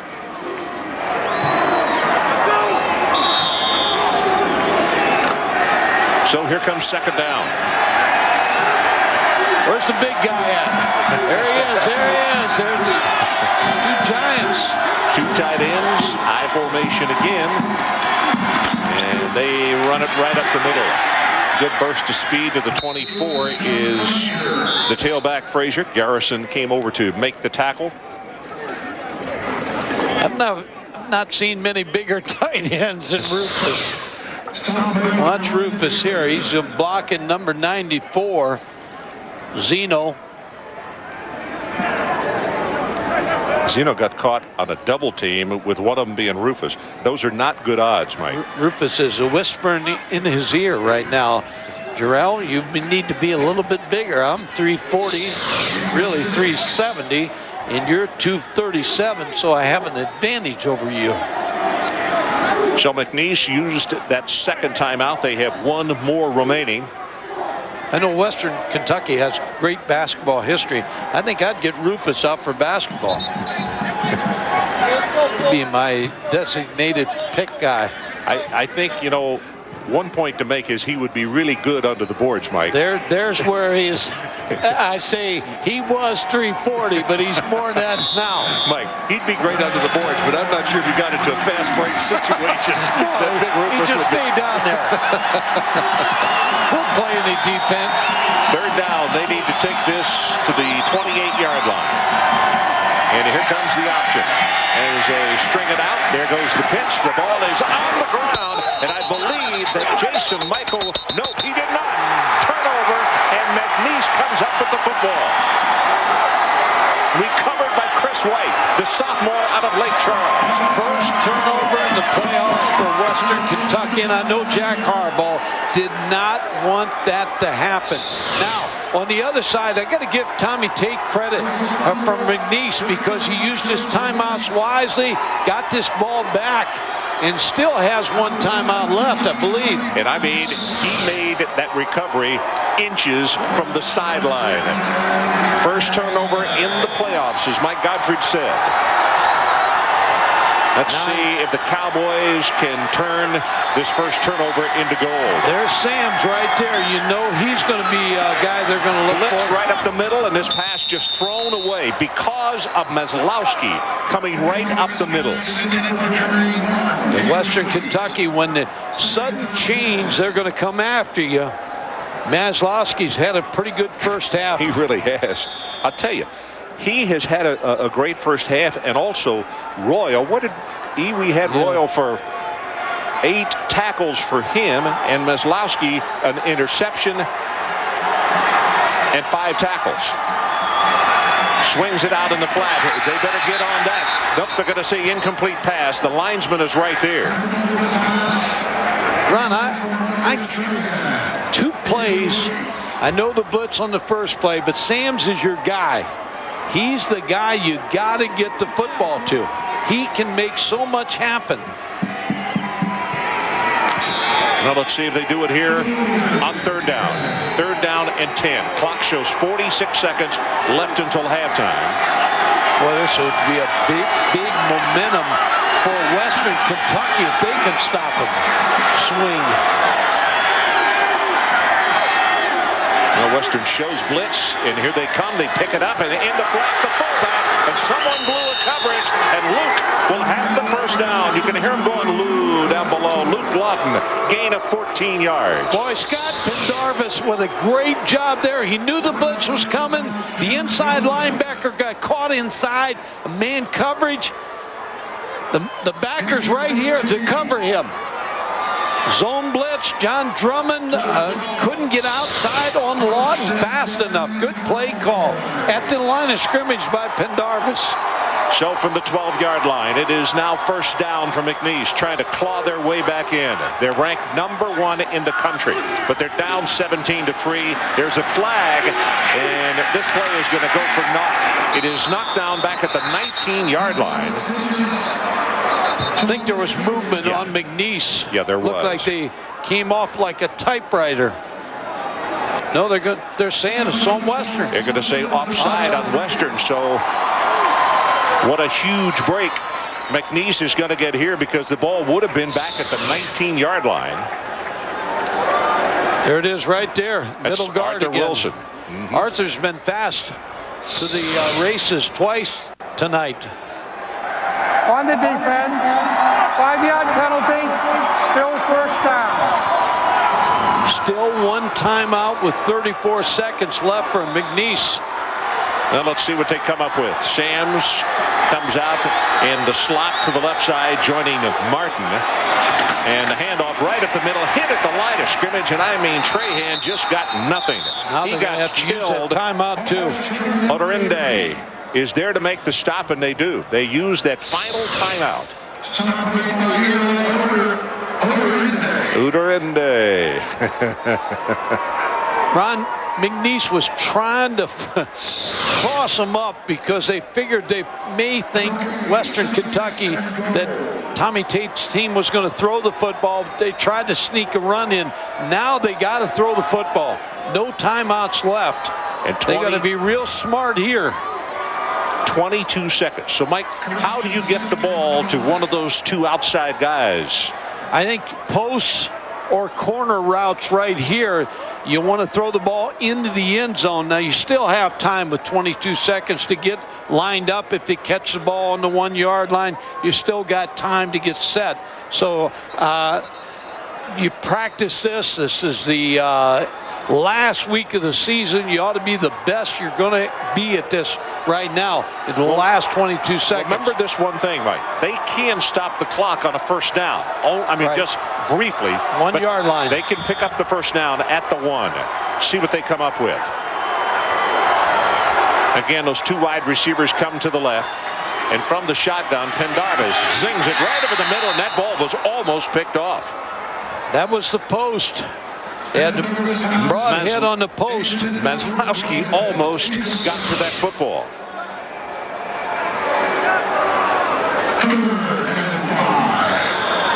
Almost picked off. You're exactly right.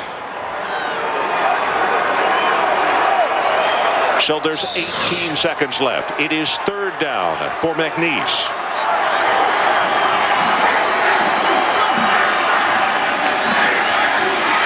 Here comes pressure. Now just going to throw this one away. And it is going to be fourth down with 11 seconds showing on the clock. Great job by Western Kentucky's defense. David Elson, the defensive coordinator, really came up key here with this series. Well, he's young. Yeah. He'd be a coordinator. He's going to get old fast, though, those sudden changes. So Marino to attempt the field goal. This is an attempt of 24 yards.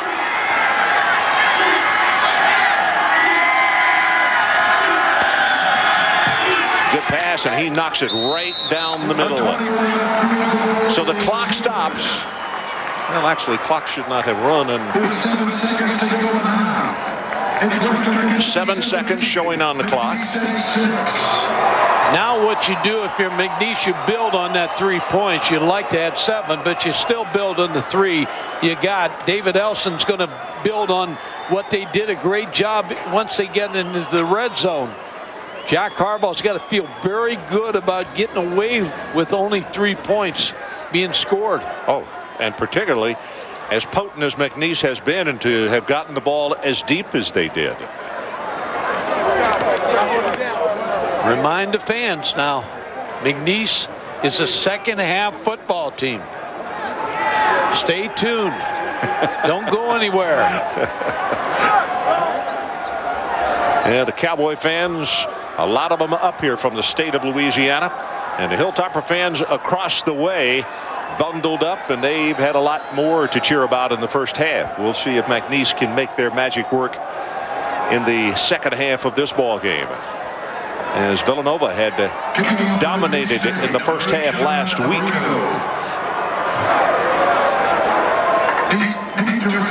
One of your tickets. Yeah, it's a good thing he's not got a longer name than Pokes. Go Pokes. Didn't have much headroom there.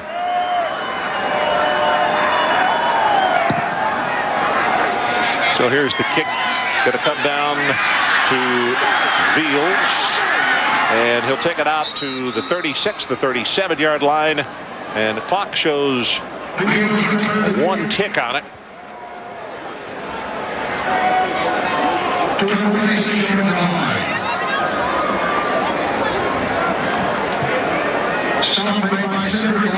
(17-6). Reese Davis and company standing by back at the studio.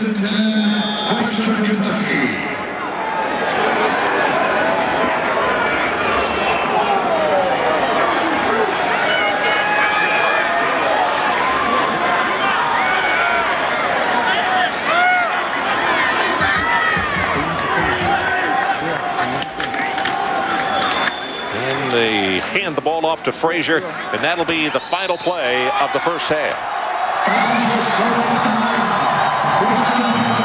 Let's go down to the sideline and Adrian Karsten. Adrian. Coach, offensively, you get a break here, you get a break there, but you can't convert. No, they're playing very good on defense. Their 4 linebackers are very active, and they're rushing the football, and they're running some clock on us. We got to really do a good job of really stopping the running game and try to get more possessions offensively and try to get something going. What do you have to do now to take control of this game in the second half? You're a second-half team. Yeah, defensively, we just got to stop the running game. We really got to get our offense the ball in good field position, and we got to be able to block their linebackers and make something happen with our speed guys. Appreciate your time, Coach. Ron Franklin. Okay, thanks, Adrian. 17-6. Western leads at halftime. And now here's Reese Davis with Bill Curry and Jim Donnan and the College Game Day halftime report. Ron, thank you very much. 17-6, but McNeese State, as the guys mentioned, coming back. They had a 32-7 advantage in the second half last week against Villanova to move into this game. But, Jim, you felt like that McNeese State started out a little bit tight. Well, we talked about it in the opening. Now, you're not playing the same football team you played back in September. And realistically, I think the 3 things they've done, Western, they've done a great job running their option attack to mix in with their power game, and they've also blended in some tremendous misdirection passes. Conversely, they've done a great job rushing the passer with their blitzes. And I know, Coach Curry, you're going to come back with a good second-half adjustment for them. Yeah, I think they will adjust. But what's happened is McNeese thought that this was going to be easy, and they got knocked around a little bit. Now McNeese's offensive line has adjusted to the slant defense, the old Michigan slant. You heard Mike Godfrey talk about it, and they're not getting all that penetration, and they're getting something going. And I noticed, too, that Western, when they went up 14-0, lost a little edge. And remember the name Carl Maslowski. He's the spiritual leader. He makes tackles. He's all over the field. They do need to keep that guy on the field. He's the one that reignites that defense. And for them to get the stop after the turnover right before the half was very big. But McNeese will come back out with their teeth gritted, understanding this is going to be a real test. See how you can twist that during the halftime speech. Hey, guys, we got a field goal at the end to try to get a little momentum, or, as you said, we stopped them from getting a touchdown. We continue on the halftime report, the latest on Adrian McPherson, his situation in Florida State, and the gambling investigation. John L. Smith headed to Michigan State. What's the best way to leave and take a new job? Carl Durrell knows that's a good way.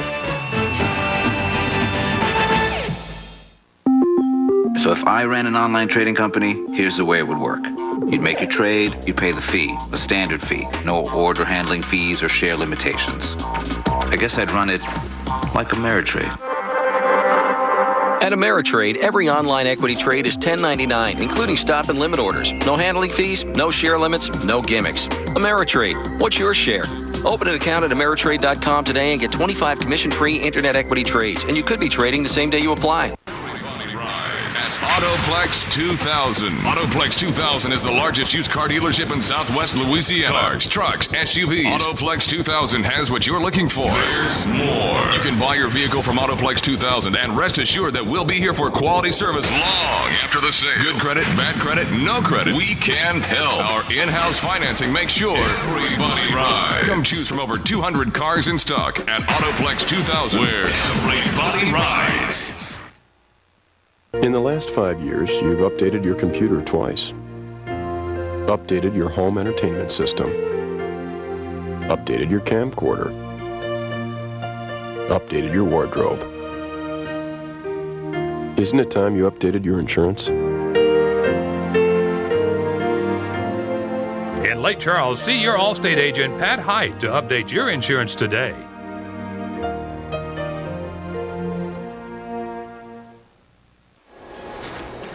Reese Davis, Bill Curry, Jim Donnan back at the half. Western Kentucky's already beaten the number 3 seed, the number 2 seed in the playoffs, and they're up by 11 on the number 1 seed, McNeese State. Well, the coaching carousel continues to spin, and Florida is now looking for a new defensive coordinator because East Carolina has found its new head coach. John Thompson, the well-traveled defensive coordinator, he's been at Southern Mississippi, Arkansas, and Florida, among other places, takes over for Steve Logan, departed from East Carolina. Thompson's been an assistant for 21 years, including a little bit of time on Coach Curry's staff. And the L and John L. Smith is no longer for Louisville, but maybe for Lansing, since he's the boss in East Lansing now. Smith leaving the Cardinals. The news broke during the GMAC Bowl, and headed up to Michigan State and trying to right that program, which is filled with talent, but had a really disappointing season. And really, John L. Smith, if you look at his resume, this is the type of guy who has turned programs around. Utah State and Louisville, the bowl appearances, 5 of those coming at Louisville in the 80 years before Smith arrived on the scene in Kentucky.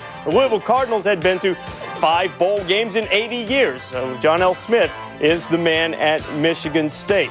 Carl Durrell got the perfect 39th birthday present on Wednesday. He got the UCLA job. The former Bruin wide receiver going back to his alma mater to take over. Been an offensive coordinator for Rick Neuheisel at both Colorado and Washington in the last 3 years. Had been at Denver with the Broncos, coaching wide receivers, a highly regarded coach, and becoming the 4th African American to get a head coaching job in Division 1A. Of course, there are still some jobs open, and since there are jobs open, that means guys are going to be moving. And really in this offseason, guys, I think we've had some odd situations from coaches departing, from the abrupt departure of Dennis Franchione at Alabama. The guy replacing him, Mike Price, is going back for an encore to coach another game at Washington State. And John L. Smith was somewhere in the middle. He kind of left at halftime of the GMAC Bowl when the news started leaking out. What is the best? These things are going to happen. Nobody's going to be thrilled, or certainly everybody's not going to be thrilled when they do.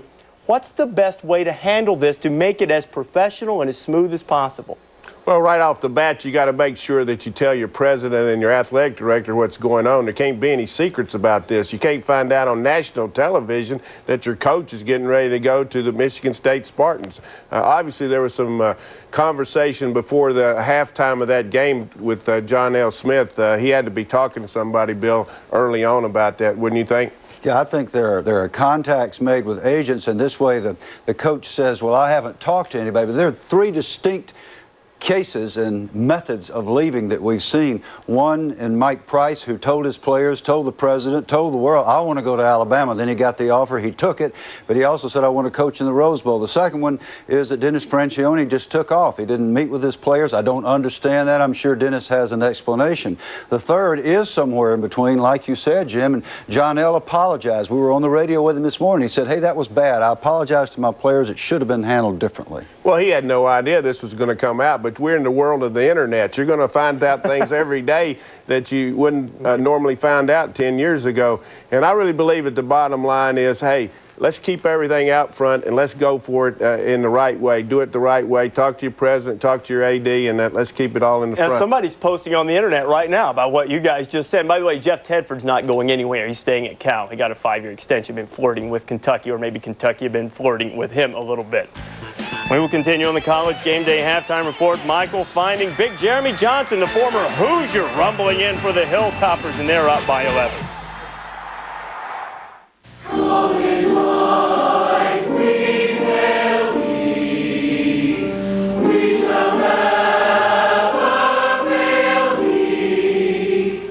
For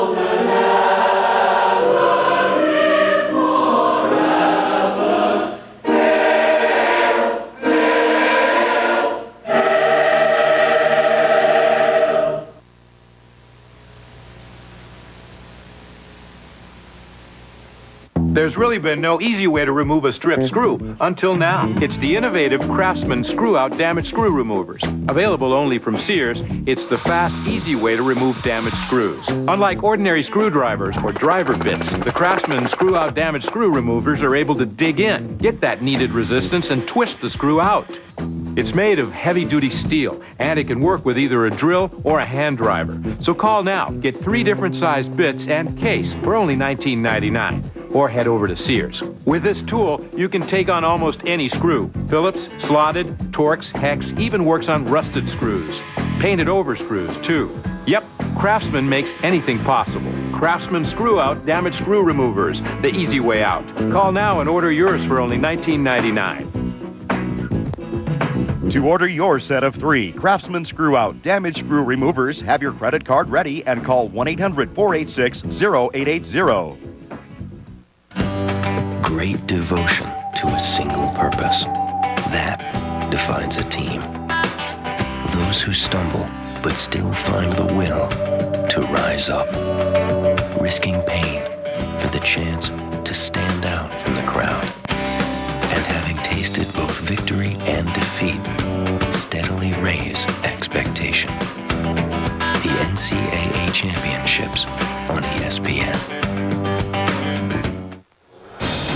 Back on the College Game Day halftime report, Western Kentucky on top of McNeese State by a count of 17-6. Well, Nebraska has a new athletic director. It's a familiar face, Steve Peterson, coming over from Pittsburgh. He was in the Nebraska administration in the mid-'90s, did a great job at Pitt with facilities and the like. He takes over for Bill Byrne, who went to Texas A&M.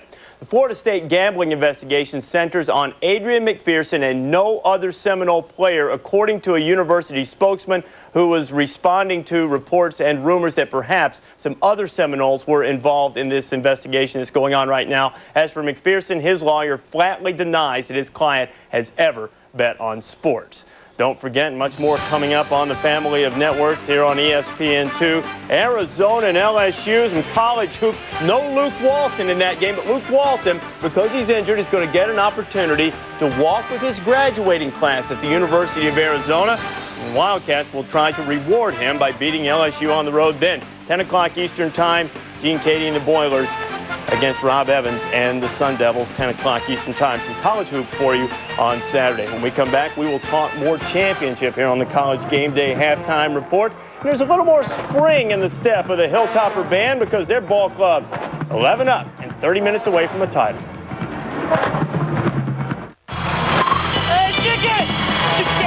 Ignore them, they're chicken people. Dublin, Ohio is a town divided between Wendy's Chicken Bacon Swiss. Frank, a cheeseburger? Oh, what are you thinking? And Wendy's Bacon Swiss Cheeseburger. I don't see why you can't like both. What are you eating there, Jimmy? Nothing. Each have hickory smoked bacon and Swiss, so you can't go wrong. Chicken lover. Wendy's, it's better here. And our pickup window's open till midnight or later, so you can eat great even late. When you have money problems, just going to the mailbox can be frightening. It's the same when the phone rings. You know it's another creditor. I thought bankruptcy was the only way out. Then I called Ameridebt. Every day, Ameridebt helps more people with money problems. We're a nonprofit organization offering free consultations to consumers seeking to eliminate their debt. Now my balances are dropping, and I only have one small monthly payment. Call this number regardless of your situation. Ameridebt, helping America get out of debt. You got it, Buck. You're in luck. There you go. Now you're getting it. Yeah, that's not bad for a grimace. That's right. Hamburger. More in the shoulders. Oh, I'm sorry. You don't have any. Got it, Buck. You're in luck. Hurry in for a delicious, big, and tasty, a McChicken sandwich, or add another one of your favorite tastes to your meal for just $1 each. A McDonald's dollar menu every day. You got it, Buck. You're in luck. We should take this act on the road. Maybe not. Hey, you're the guy in the spy movies. No, I'm not an actor. Fast cars and beautiful women. Ooh, and you are the master of disguises. The little mustache. The hunchback. And what's with that evil bad guy and his albino pet monkey? What is that thing? Love the helicopter pen. Looking extra cool. Gotta be the hair. Gotta be that expensive salon look from Fantastic Sam's. Hey, if you need a sidekick, I'm ready. Fantastic Sam's. Gotta be the hair.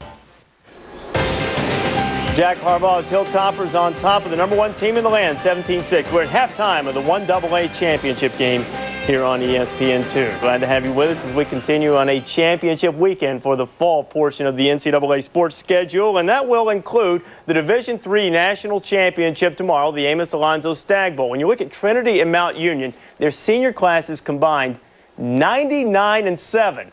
Win number 100 will bring somebody a national title. Jeff Hullinger will be on the scene to call it for us. We are in Salem, Virginia, outside of Roanoke for the 30th annual Amos Alonzo Stag Bowl, the Division III National Championship. It will be Mount Union of Ohio against Trinity of Texas. And Mount Union is the defending champion. They have won 41 in a row. They've only lost one game since 1995. Their head coach, Larry Karras, says it's not easy being the prohibitive favorite. The way we deal with it is to just not deal with it. Study the other team for what they are, respect our opponents for the fact that they can beat us, and if you really concentrate on what can cause you to lose and try to prevent those things, you don't have time to worry about whether you're the favorite or the underdog. Joined now by Todd Christensen, and Mount Union is, of course, the prohibitive favorite, but it gets particularly difficult for Trinity because their star quarterback, Roy Hampton, has been suspended. He will not be playing in this championship game. Well, certainly when you lose 43 touchdown passes and over 4,000 yards, that is a problem. For backup quarterback Dan DePlane, the cupboard is hardly bare. Behind him, running back Jeremy Boyce has rushed for over 1,400 yards, and on the outside, he has Jeremy Urban and Jason Hunt, who've combined for 165 catches, nearly 2,500 yards, and 20 touchdowns. So the idea coming into this game, get the ball to JQ. Both of these teams are undefeated. Trinity is 14-0. Mount Union is 13-0. And some more numbers to pass along to you. The Purple Raiders of Mount Union are 6-0 in these championship games. We'll see you from Salem tomorrow. Jeff, Todd, thank you very much. And that's not the end of the hardware to be claimed. There's also a women's volleyball title up for grabs. And Chris Marlowe and Heather Cox will be ready to call the Stanford-USC game for us. You know, it's extremely rare when you get to see the greatest player ever in any given sport. Well, that's what's going to happen when you tune in to the NCAA Women's Volleyball Championship between Stanford and USC. Logan Tom on display, the greatest female collegiate volleyball player of all time. Heather, in football terms, tell the audience why Logan is so great. Well, Logan Tom is a little bit of Carson Palmer. You throw in, well, some Willis McGahee, some Ken Dorsey, and you have got one complete player. She is one of a kind. Her 6 kills per game are a lot like Larry Johnson, rushing for over 200 yards every single time he takes the field. Yes, sir. Logan Tom is the big star in this match. Stanford is the defending national champion. But if you're talking about one of the great teams in the country and the #1 seed in the tournament, the big favorite, you're talking about USC. Well, USC is really the Miami. They've been the undisputed #1 all season long, and no, USC does not have Larry Coker, but what it does have is Mick Haley. The former Olympic coach says that this just may be the best ever volleyball team he's seen in the modern era. All right, our matchup is set. 2 heavyweight contenders. We've got USC, #1 ranked, going against the defending national champions. The kickoff, the first serve is going to be at 3:30 Eastern. Back to you. Chris, Heather, thank you very much. I'm ready to cast a Heisman vote for Logan Tom after hearing Heather comparing all those football players. I know you want to talk about your glory days as a spiker at College Park High. Well, let's talk about the Division III football game instead and what Mount Union has done. Dynasty doesn't even begin to describe it. It was College Park Phys Ed in the 8th grade, and I was the Spike E. Okay. Mount Union's record, and try to fathom this, since 1990 the record is 161 wins, 7 losses, 1 tie. Coach Larry Karras, one of the most humble, one of the most together human beings that I've ever met. I had the privilege of working with him on American Football Coaches Association, what's called the Coaching Bible, and the basis of the Mount Union program is unselfishness and preparing for life and preparing for every part of what football presents, and his teams are always ready. Only one time since I got in this business have I gone and stood outside a locker room to meet a team, and it was when Mount Union won the national championship Division III title in 1997. I just wanted to meet those players and Coach Karras. It'll be great to watch them play tomorrow. And Trinity's put together an offensive juggernaut too, Jim. Well, they really have, and I believe as a football coach, you always got to get your second guy ready, and certainly Dan Desplaines is going to have a chance tomorrow on national television to go against one of the great football teams and dynasties in history.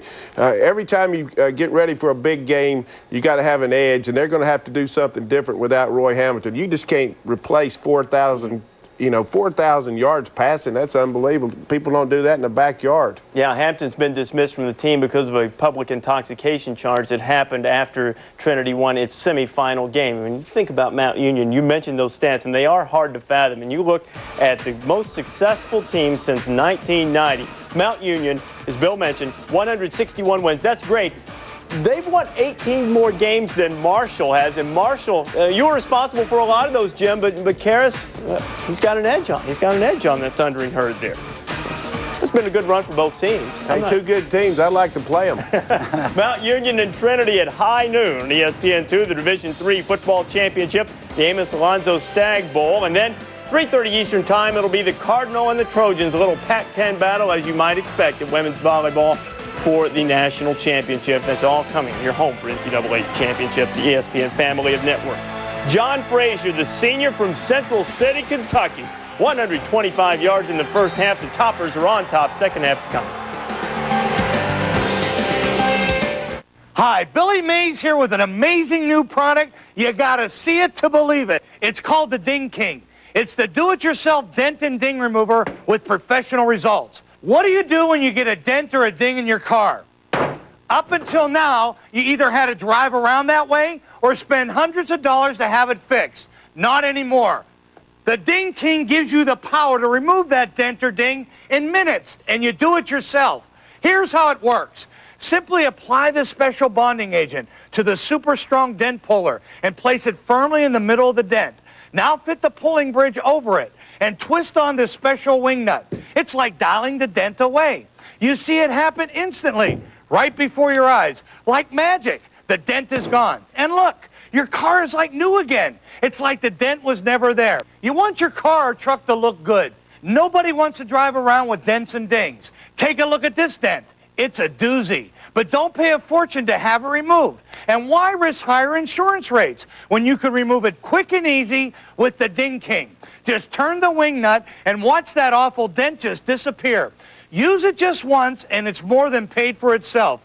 Ding King works on any finish, and it works on all these makes and models. That's just about every car and truck made, and I want you to put it to the test. If you're not completely satisfied, we'll refund your money.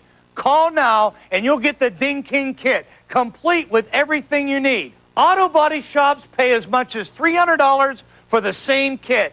The Ding King is yours for only $19.95, but you gotta call now. Here's how to order. To order your Ding King for only $19.95 plus shipping and handling, call 1-800-493-9988 or send check or money order to Ding King, 2 Morgan Avenue, Norwalk, Connecticut 06851. But for fastest delivery, have your credit card ready and call 1-800-493-9988 now. So the score at halftime for the 1AA National Championship, 17-6, Western Kentucky on top. And Mike Gottfried kind of eavesdropped for us of what you think went on in the two respective locker rooms, particularly McNeese. I think McNeese is saying we've been in this position before. We got to come out here and do our thing. And I think back on both these teams. They started in last December, the winter program. And one of these teams is going to walk away with a championship in 30 minutes. So both teams said, hey, we got to do the best we can here for Western Kentucky, hold on and get more points. And for McNeese, they've got to prove they're a second half team once more. Well, that is the position that they have found themselves in all their playoff games, and that they obviously have been able to overcome that. That's the reason they're here. So here comes the kick, and this one is going to be in the field of play and returnable. This is Martin. And Flea will take it right up the middle, and he gets punished pretty good as he crosses to 20. Adrian Carson, let's check with you down on the sideline. Words from head coach Jack Harbaugh for Western Kentucky. Yes, on one hand, we are 30 minutes, as Mike says, away from a national championship. But on the other hand, some words of warning. When they faced these guys, the St. McNeese team, back on September 28th, they came out, the Cowboys did, and scored 4 touchdowns in their first 5 possessions of the second half, hence this whole moniker of the second half team. Jack says we have to play our game, do our thing. That is pound the ball. Ron? And of course, from the beginning of this year, their motto was finish. Because last year they had opportunities and they didn't finish when they led late in the ball game. Trahan gets the carry, and they will go for short yardage. Let's take a look at the first half stats. when you look, what sticks out right here is 145 rushing. That's what Western Kentucky does, and McNeese only gives up 117, so they're already over that in the first half. They got to slow them down in the second half. Well, in case you joined us late, an interception early by the Hilltoppers, as this running play by Trahan is going to go with a good second effort out for the first down, tackled by Chandler. But Western hit them with a couple of good shots early on. Now we're going to find out if McNeese can do their magic again. Ron, a toss sweep by Trahan. He bounces it outside. Got some good blocking on the right side of the line. Mitch Sawyer, the guard, pulled out. It led Trahan. But Trahan and Sams got to get it done here for him. They go with the fullback, and Luke Lawton on the quick handoff will have a gain of 5, tackled by Drummond. You know, it's amazing football teams when they go into the locker room at halftime, and the rallying cry has been, we've been here before. Now, we know how to act. We know if we can take this ball right out here and score a touchdown, that'll send a message to Western that, hey, we're right where we want to be. Well, here they come with the end around, and this is Sams, and he is going to be grabbed and thrown hard to the turf by Charles Thompson. Well, the big sophomore out of Louisville just grabbed him with the shoulder pads and flung him down. So it's going to be third down. Third down, and they need about 2 yards to pick up the first down. And here in the city of trains, you talk about derailing something. What a huge stop this would be for the Hilltoppers if they can keep them 3 and out. The pitch, and I don't think he got him right. The tackle is made at the 46-yard line by Charles Thompson. They have picked up 1 first down on this opening of the second half offensive series. But right here, it's going to be 4th down, and from the near sideline, the punting unit comes on. Charles Thompson, as you said, the leading tackler on this football team, comes across and makes this play on the run and keeps it from being a first down. What happened was Jason Davis missed the block on Thompson. Well, they got the return on this one, and a horrible kick off the side of his foot. That's going to bound inside the 35. They're right there, as you can see, with coverage and touch dead at the 28-yard line. 26 yards on the kick. Ron Franklin, Mike Gottfried, Adrian Karsten coming to you from Chattanooga, Tennessee, site of the 1AA National Championship. We were here last year as Montana won it over Furman, and tonight the #1 ranked team in 1AA, McNeese, trying to carry home the trophy. But 15th ranked Western Kentucky being a very stubborn opponent up to this juncture.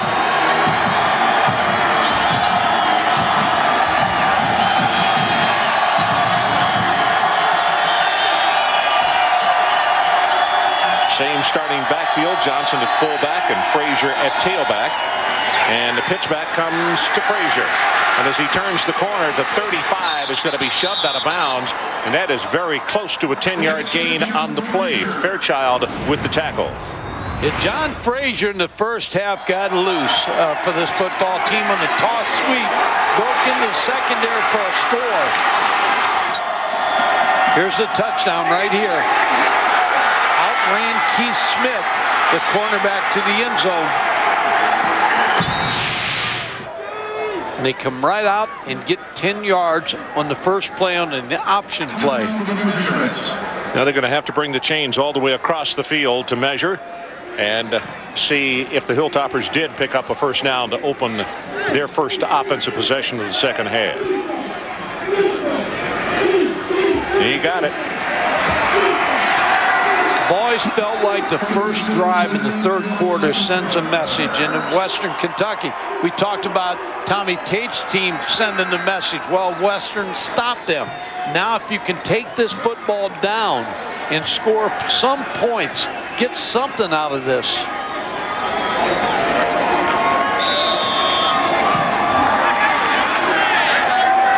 Casey Rooney checks in late at wide receiver. And he lines up out to the right, to the bottom of your screen. Got the big guy on this side. See if they go that way. Matt Rogers in motion. One of the tight ends, and they go option to the open side of the field. And a pitch in the hit, and what a great defensive play by Rod Gully. Rod Gully's the best center fielder in Division I AA. 5th on the team in tackles, has 9 interceptions, and fills the alley on the option to make the tackle on Frazier for a loss. He's got 4 tackles in tonight's ball game. And now it's going to be a 2nd down and 12. Anytime you play the option run, your safety's got to play well.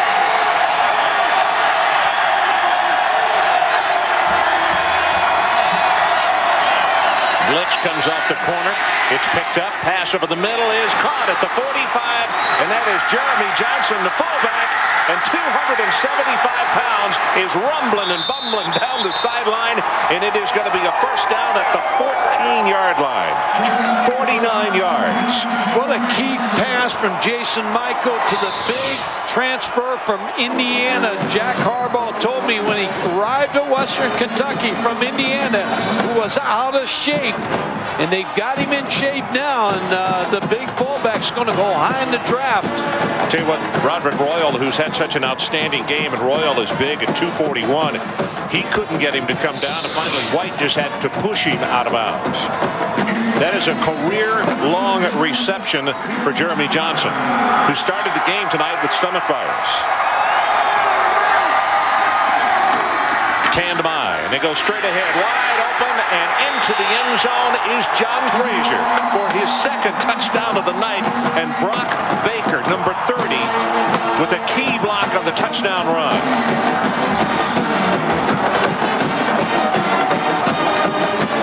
Ron, I think that is a big nail in this coffin. A lot of time left with 11:03, but that sends the message that Western Kentucky knows they're a comeback football team.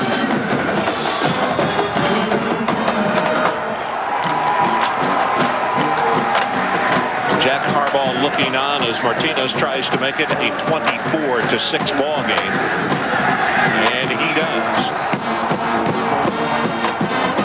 Couple of plays tonight that I have a feeling they have not run earlier this year have really paid off, and they've both been to Johnson. We'll take a timeout. Western on top. The 2003 NCAA Women's Basketball Championship on ESPN and ESPN2.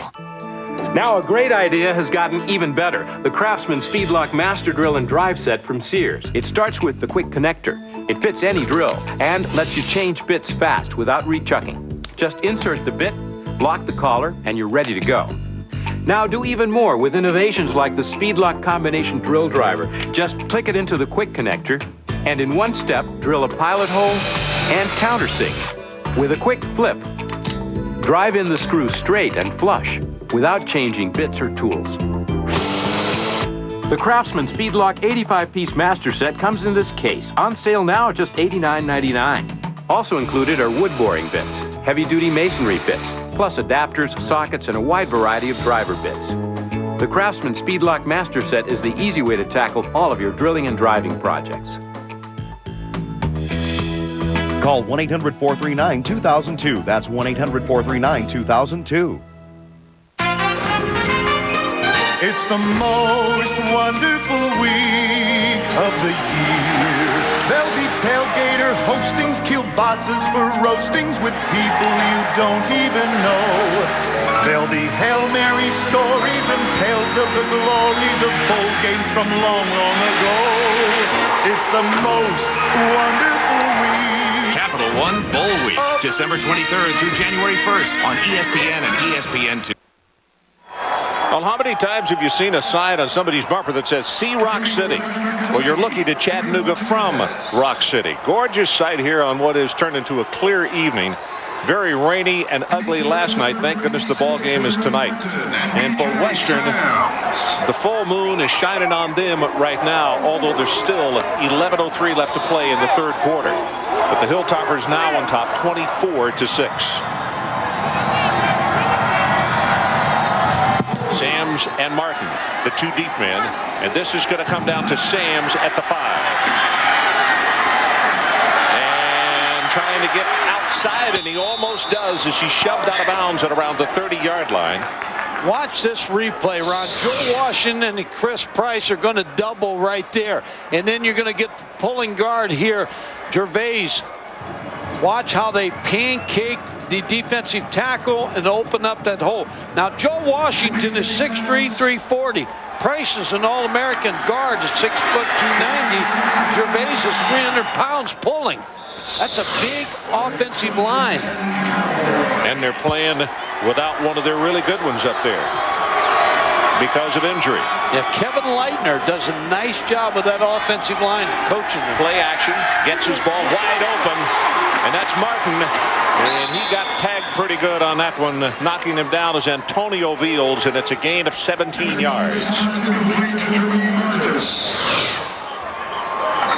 Flea's going to run a crossing route, and watch the hit he takes from Fields. Little guy spinning around there trying to pick up yardage. I don't blame him. Part of that might have been his radar. He felt two other guys coming after him, so get on the ground and get what you can. Lightning in a bottle. Trahan right at the middle, big opening, has 5, has 10, and counted off at about 13 yards on the run. Talked about Western Kentucky's offensive line. Watch McNeese come off the ball and open the hole for Trahan to cut backside. LeBlanc, 300 pounds. Hudler, 304. Davis, 332. They got some size up front, too. Trahan now, Mike, has 8 carries for 52 yards. Quick out pass, and oh boy, Sams just got obliterated by Jeremy Chandler. And you can see that Western Kentucky has worked on that play more than once this week. Ron, Western Kentucky is a very well-coached football team in all phases of the game. They tackle real well, too. But they jump up on this quick screen, and he's right there to make the play. David Elson with a good game plan for the Cowboys. 7th season. He is the defensive backs coach. 2nd down, and going to be dropped for a loss. I'm not sure if it was a quarterback draw, if he saw the pressure or what, but Thompson is there to destroy the whole thing. I think it was a quarterback draw on it, and David Elson dialed up the right defense because he brought both linebackers, and Charles Thompson's right in there in the backfield with Coates. 3rd down has not been a good down. 3rd down McNeese. And 16. They need to take this all the way down to the 29-yard line. Pressure off the corners, right over the middle, and in and out of the hands of Sams. And that's a couple tonight that Sams has had hit him in the hands and didn't hold on to it. Yeah, you can't throw it much better than that. Scott Pendarvis really did a good job there. Coates coming from the outside. McNeese does a good job of chopping him. And here's the throw to Sams. Just didn't bring it in. Here's the problem. When you kick to Western, they run the ball so well. They take time. Cook with the punt. And this one is off the side of his foot. Both of these punters, the last couple have had some problems. So let's take a timeout. 8:39 left in the 3rd quarter after an 18-yard punt. We'll be right back. At Olive Garden's cooking school in Italy, our chefs learn the secrets of Chef Neri's chicken marsala, like how to turn rosemary and marsala wine into the perfect sauce. Enjoy it tonight with all the salad and breadsticks you want. Olive Garden, when you're here, you're family. Life's too fast for a slow computer. Call now to upgrade to a lightning-fast compact Presario 6330 US, powered by an Intel Pentium 4 processor. Store and share photos, watch movies, record music, and manage your life with its 60-gig hard drive, CD burner, and DVD drive. Order now and get it all for a new low price of only $749 after rebate. When it really matters, choose compact. and the Intel Pentium 4 processor. What's up with minority ownership? Keto good tailgate? Sauce. It's crazy that star athletes cheat on their wives and we still look up to them. The most exciting team in the NBA, that other team from LA.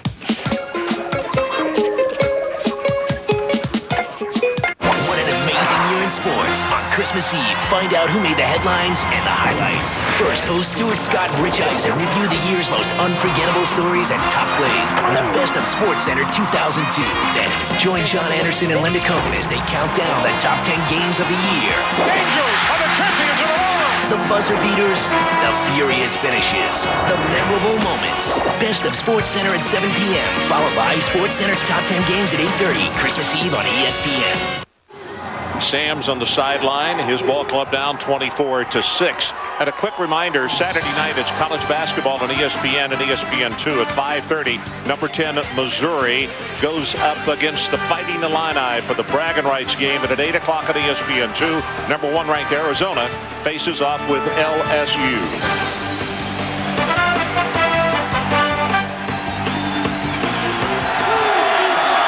So the Hilltoppers on offense for the second time in the second half. They scored the first time they had the football. Michael sets in the pocket, going to go long, and that ball is caught right in front of the McNeese bench, and it's drawn in by Shannon Hayes. 20 yards on the pass play. What Western Kentucky's doing a lot of here in the third quarter is an end-over formation where they only have the tackle on the backside. There's a tackle. Now the tight end is on this side and both receivers on this side. They are having success with this against McNeese.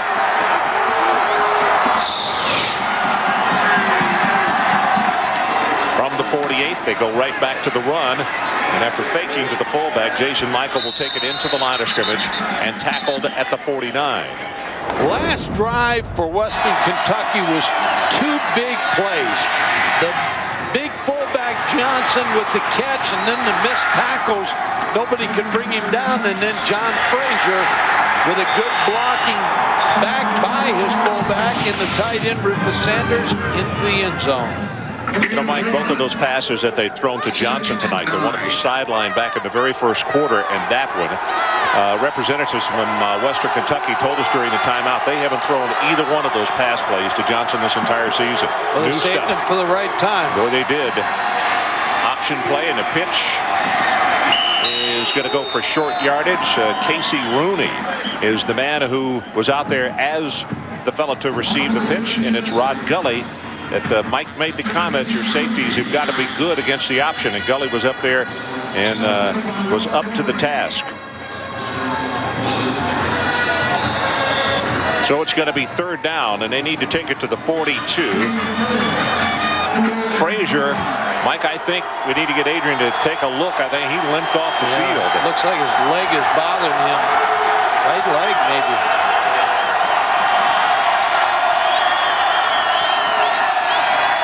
This time they roll the pocket. And he's going to be sacked by Jim Abram.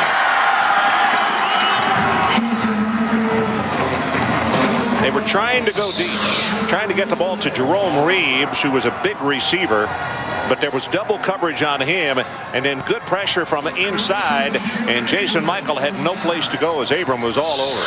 And he didn't make a mistake, O'Ron. He didn't try to throw the ball. He just took the sack. He got the big lead, 18-point lead. Don't do anything foolish.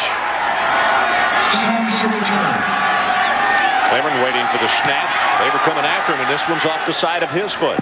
And both of these punters are getting rushed a little bit, and the last 4 have not been real picturesque. We'll take a timeout. Western 24-6. I have to focus, gather everything I've learned, all my successes, all my sacrifices, all my pain, and concentrate that energy into one moment.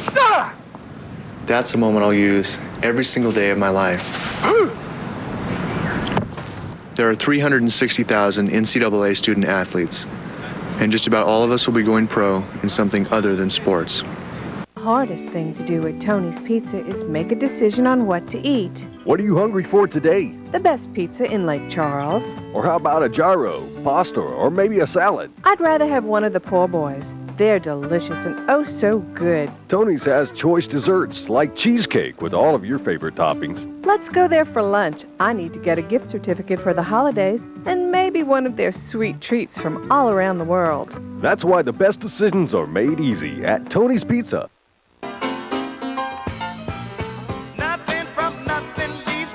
Zip, zilch, nada, whatever you call it, Zero just got better. Now get 0% APR on every 2003 Chevy. Or get $3,000 total cash back on select Chevys like Cavalier, Impala, Silverado, and Avalanche. 0% or $3,000 cash back.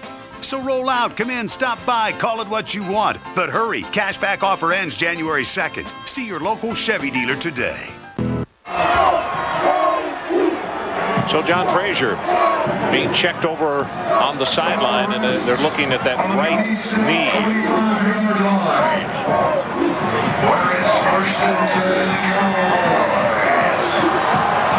205 all-purpose yards, 2 touchdowns tonight.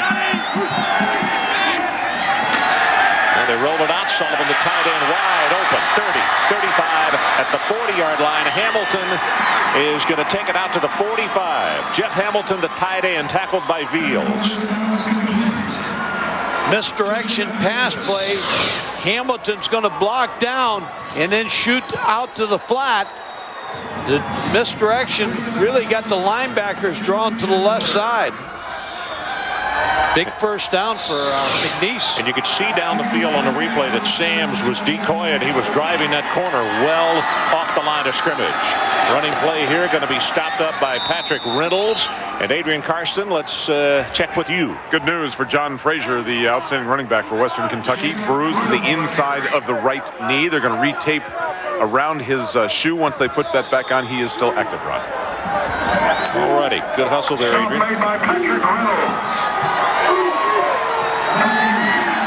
Jacob Prim, the senior out of Foley, Alabama, comes back into the ballgame, replacing Trahan at tailback. In play action to him, pressure from the backside, and his pass is caught by Martin. And that's going to be plenty enough for the first down as he'll make the stop at the 39. It's a gain of 15. Chandler defensively. Best pass play I've seen today out of McNeese. And when I look at this score, and everybody's probably thinking you got the #1 ranked team down by 18 points, but when you look at this, McNeese has played everything at home. Western Kentucky's used to going on the road. Advantage is really Western. Play action again, and he throws this one short. Pulled up on it a little bit as Osterlet had come out of the backfield, and I'm not sure if he thought that maybe Coach was a little too close and might get a pickoff. Well, back to that, Ron, when you have been home for a whole month, and all of a sudden you got to play the championship game at Chattanooga, Tennessee. Western's used to being on the road. That is big. 2nd and 10. Another play action. They roll the pocket and gets that one off complete to Ruban. And Ruban is going to have the first down after a gain of 12. Might have got away with a block in the back, too, by B.J. Sams. Now there's a player down at the 33-yard line.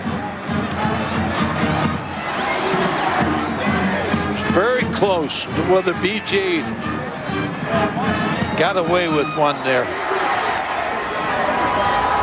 Thompson is the man who was down. And it looks as though he is okay. Here's the block by B.J. Sams. May have had his head in front on Charles Thompson.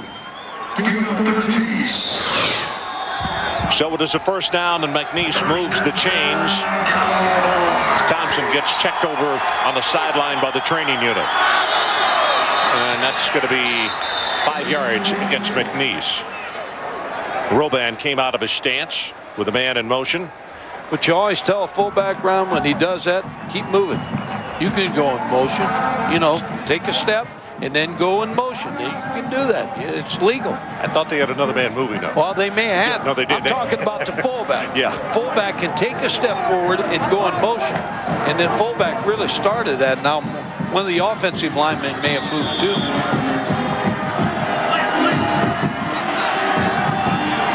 So it's 1st and 15. Blitz, and the ball hit the umpire, and now here comes the flag down. I think this is going to be interference on Cavett, number 31, because the ball was in the air and he made contact with Sams.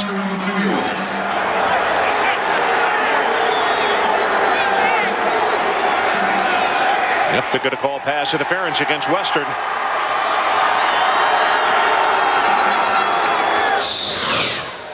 See if we can pick a Sams up. There's a contact.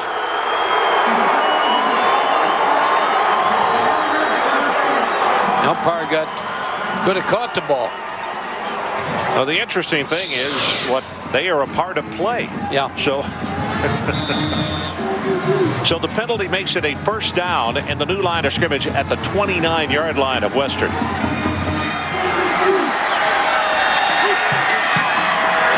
Pitch comes, and here's the reverse, and here's Sams, 25 at the 19-yard line. He is going to be belted out of bounds by Beals. Gain of 12. So far, Western has been real good in the red zone. Now, all of a sudden, McNeese State's going to get close again. Can they get a touchdown? Are they going to hold another field goal attempt? Good job by Beals of making that tackle. Yeah, you could see him really marking his step to make sure his contact angle was just right. Straight ahead goes Prim. Thompson again making the tackle, so he's okay and back in the ball game.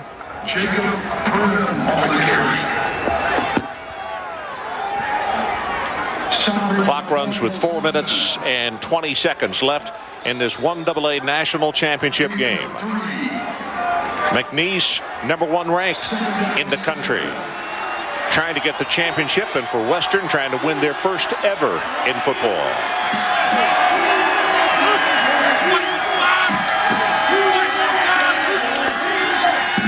Sams in motion. Here comes the pressure, and the wide open is the fullback, and Luke Lawton still has it at the 5. Touchdown, McNeese.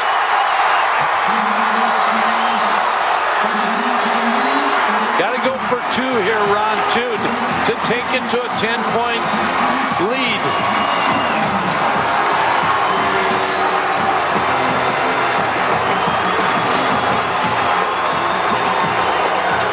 Going to ask the ball to be put on the left hash mark. Luke Lawton with a good job of getting in the end zone. That was a really good 2nd and 3rd effort to get it in there. They have asked, as Mike said, for the ball to be placed down on the left hash mark, and checking in is Britt Broadhead.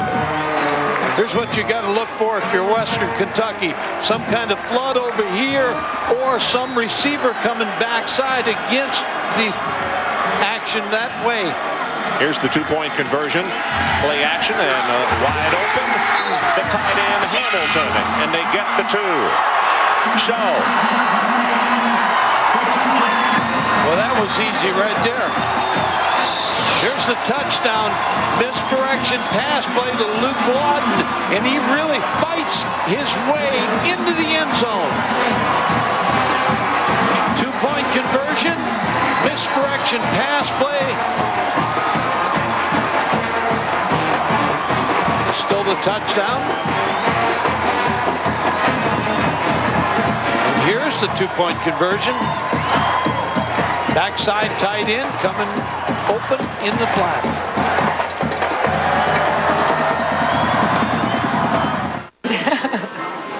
You're 34, sweetheart. You should be thinking about your future.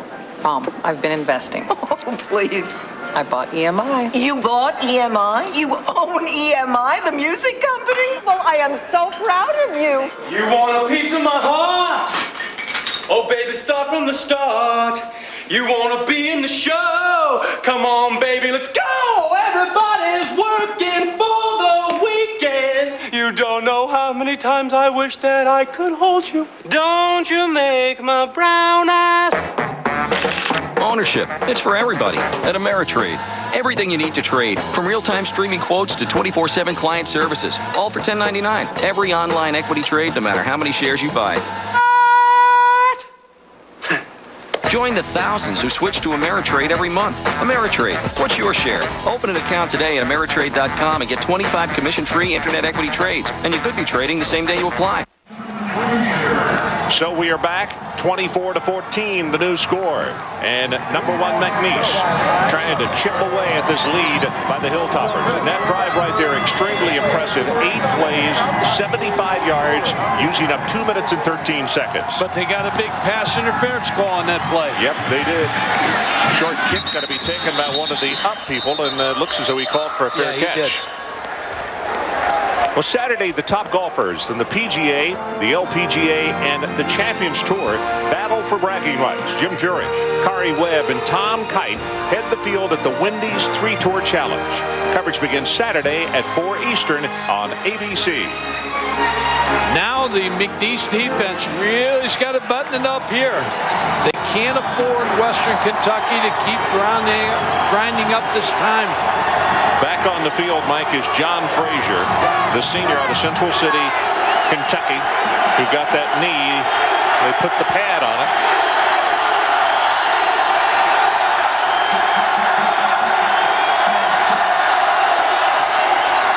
Here comes the option. And the pitch goes back to Frazier. He is in trouble, hemmed in, and knocked down for a loss at the 17-yard line. Fairchild. This is when you need a first down right here, because the momentum is clearly with the Cowboys now.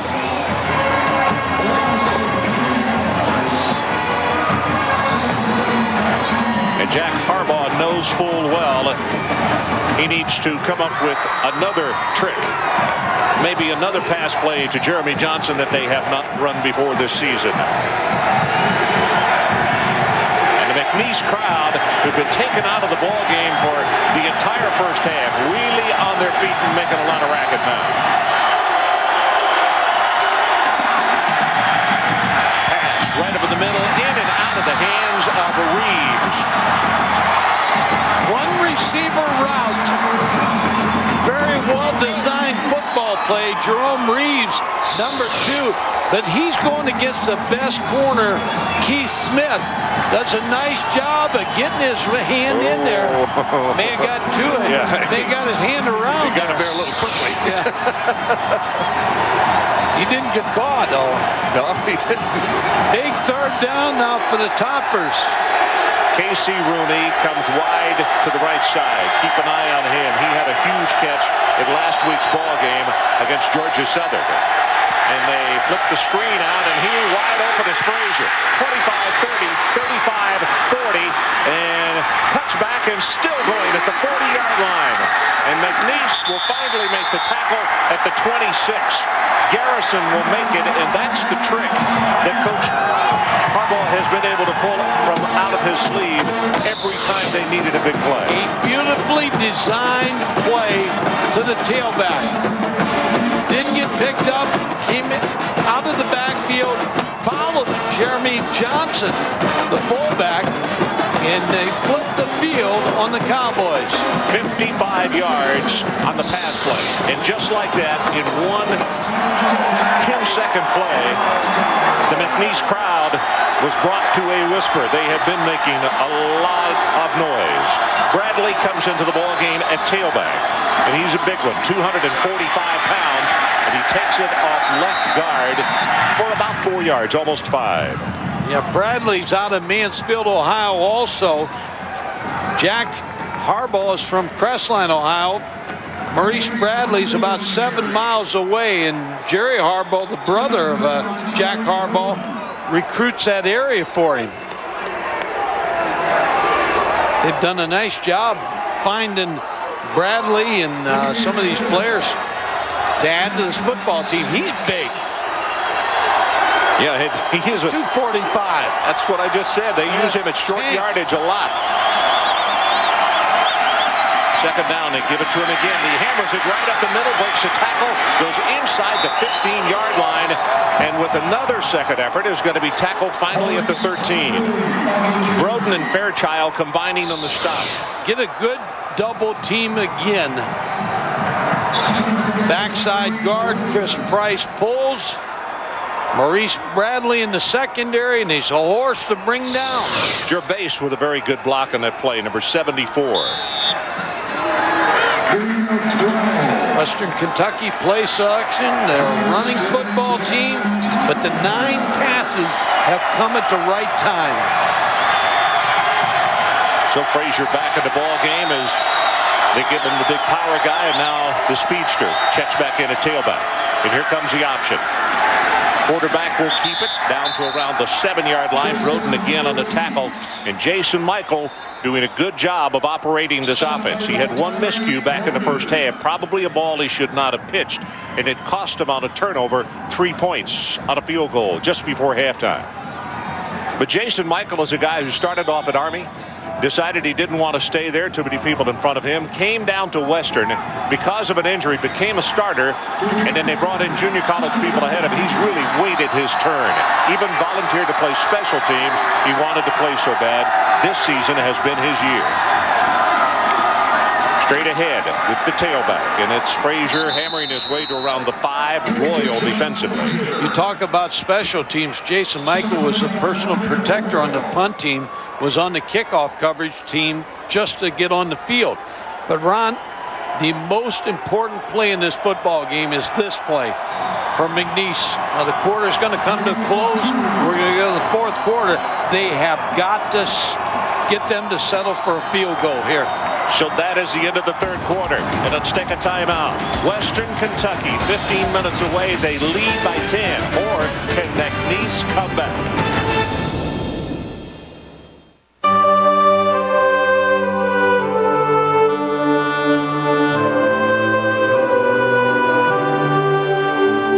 They call it the season of hope, the season of joy, the season of light. When parents seem more like children and children more like angels. And on behalf of your good neighbors at State Farm, we want to wish you and yours all the hope, joy, and light the season has to bring. My friends call me sensitive. I guess I am a bit. I really want to call them, but I simply can't commit. P.U. Me thinketh that stinketh. Alf, it's about 10-10-220. Well, don't forget the best part. 99 cents for all calls up to 20 minutes. It's cheap. Write about that. I want to write about no monthly commitment, dude. What about no signing up? Yeah, this is going to be great, brother. Got that right, sister. Dial 10-10-220. Separate cuts, separate tools, right? Now there's a way to do it all. The all-in-one cutting tool from Craftsman, the #1 quality brand in America. Powers through tile, drywall, wood, has a 5-amp 2-speed motor and 4 quick-release attachments. How fast can it really be? Take a look. Plunge right in and go in any direction. What if I need a detailed cut? Use the side assist handle for greater control and precision. The circle attachment cuts precise 4 to 12-inch circles. The exclusive plunge bevel router base carves and angle cuts. Add this flex shaft for fine detail work on hobbies and crafts. The Craftsman all-in-one cutting tool, 5 amps, 4 attachments, collet adapters, and storage case, just $59.99. Bob, could this tool make me a Bob Vila? Well, it made me a Bob Vila. The all-in-one cutting tool, another way Craftsman makes anything possible. Call now to order, only $59.99, 1-800-335-9944. I've always loved working on computers, and in the Army, that's what I do. If you never thought about the U.S. Army or Army Reserve, think about this. There are 212 ways for you to become a soldier and work at a job you'll love. Call for this free video to find out which job is right for you. And if you call 1-800-645-ARMY right now, you'll also receive a free Army t-shirt with your video. Discover the 212 ways you can be an Army of One. So welcome back, and there you see the numbers. Western 17-6 they led at halftime. They scored the first time they had their hands on the football in the third quarter, but McNeese came back with an extremely impressive 75-yard drive. And right now, as Mike said before we went to break, this is the most important play as far as McNeese is concerned, and probably Western as well. With a 3rd down, and they need the 3-yard line.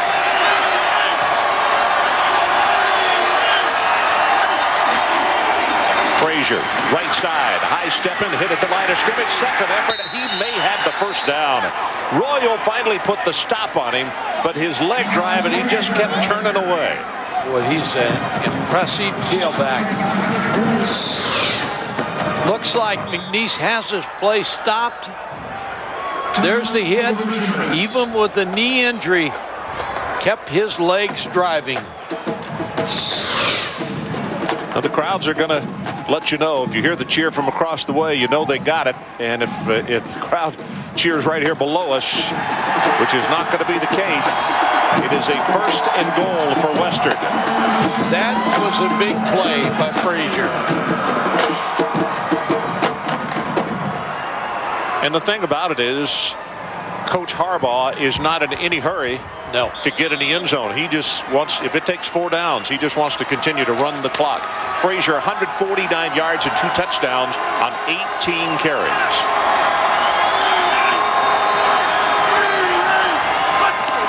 Rooney in motion. Frazier again.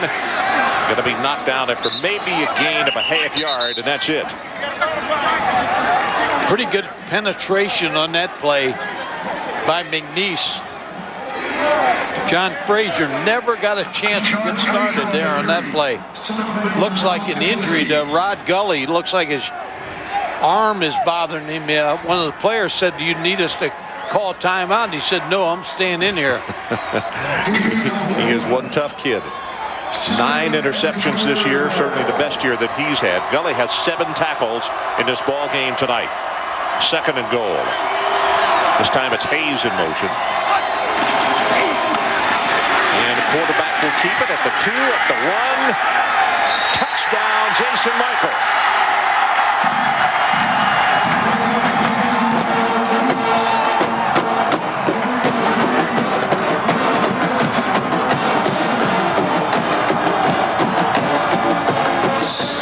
Question is, where did his knee go down at on this play? McNeese players thought he was down. Yeah, probably right. Anyway, the linesman right there says touchdown, Western Kentucky. 10-play drive, 79 yards, using up 5 minutes. And Martinez with the extra point knocks it right down the middle. 13 minutes and 49 seconds left in this 1AA championship game. Jason Michael takes it into the end zone. Now it is a 17-point margin. We'll take a timeout. We'll come back. It will be McNeese's time on offense. Introducing Remington's new Microscreen TCT, built for closeness, designed for comfort, with the only triple screen system that automatically adjusts for a closer shave with less irritation. Now, just imagine how it's gonna feel. I've been really trying, baby. So you like it, huh? Oh. For the ultimate in closeness and comfort, the new Remington. What a great shave feels like. Circle back to Cincinnati with those figures, you know. I'm worried about that. Oh, no. It's off? Okay, I'll be right there. Guys, I gotta go. I think we can achieve substantial market penetration in the Pacific Rim. That's awful. Really sorry, but I have to go. The new Boxster. It is, perhaps, the perfect getaway car. This weekend, ESPN's got a double dose of NFL Countdown. Think about that. That's amazing. First, watch a special Saturday edition as the gang previews the day's NFL matchups, including what could be Emmett's last run in Dallas. Then Sunday at 11, we've got intrigue in Denver, a Roadrunner in Indy, and Superman in Tennessee. When is this going to stop? Not until we clear up the AFC playoff picture. Sunday NFL Countdown, a special Saturday edition at 11:30, and Sunday at 11 on ESPN. So there you see the score at 31-14. Western Kentucky stretches their lead out. A lot of championships going on. Tomorrow, the Division III up in Virginia. Yeah, Mount Union favored to win that game. Taking on Trinity of Texas. And here's a pooch kick. And this one is going to be gathered in at the 24-yard line by Prim. And Prim gets shot and knocked down immediately.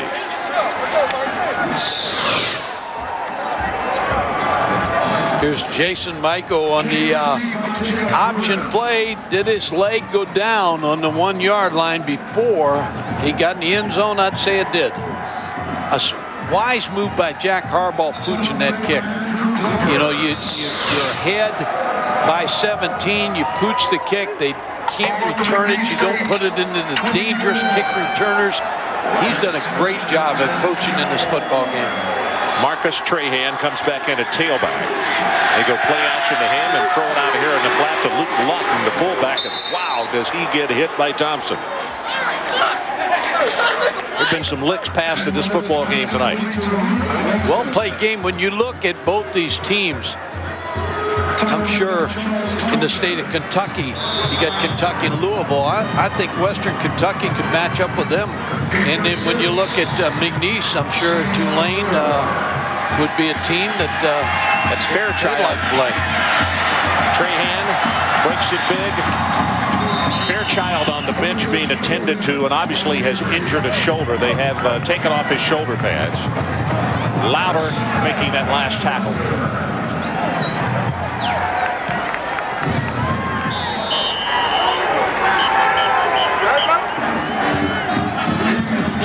Western Kentucky, Ron, has a great history in football. Well, they could really add to it tonight if they won their first national championship. Pass wide open and overthrown. That was Martin. Difference in this football game, McNeese has never got anything easy tonight. Here they had a chance to get an easy play. Flea Martin beats Antonio Beals. Pendarvis knows he missed a touchdown pass. But nothing easy. They made McNeese work for everything they get. Martin's been thrown to 8 times and he has 4 catches in the ball game.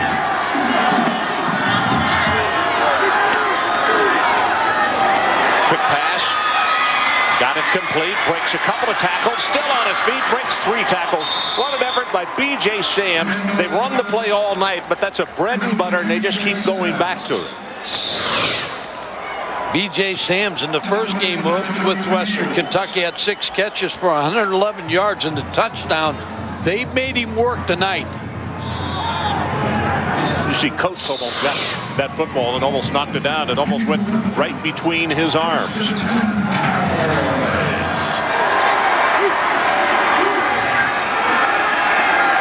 Sings this one near sideline, complete to Martin.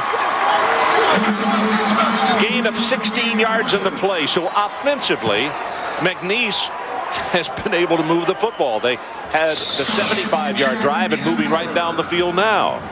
Good protection here. The Flea gets open. Another first down as they scrimmage now from the Western 30-yard line. He put it on the ground. Trahan breaks out of a tackle at the 25 and still on his feet to the 19-yard line. That will be another first down for McNeese. Adrian Karsten, let's check with you. When McNeese goes back on defense, they're going to have a hole in the defensive backfield. The strong safety, Fairchild, well, simply isn't so strong anymore. He's out of the game with a bruised right shoulder, possible separation. Okay, Adrian, thank you. Now the clock. We're going to keep looking up there very, very often. 12:04, and the clock is now running left in the ball game. They want to throw it again. McNeese right over the middle, has it complete, and that's the tight end, Jeff Hamilton.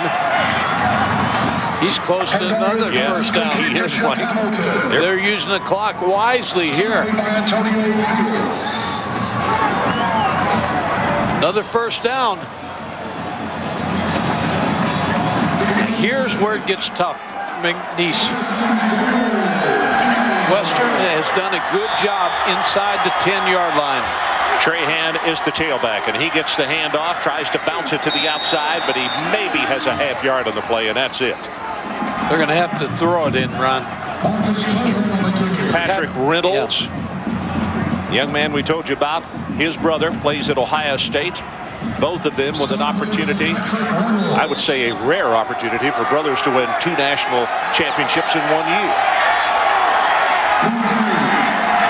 He's shaken up a little bit over on the far sideline.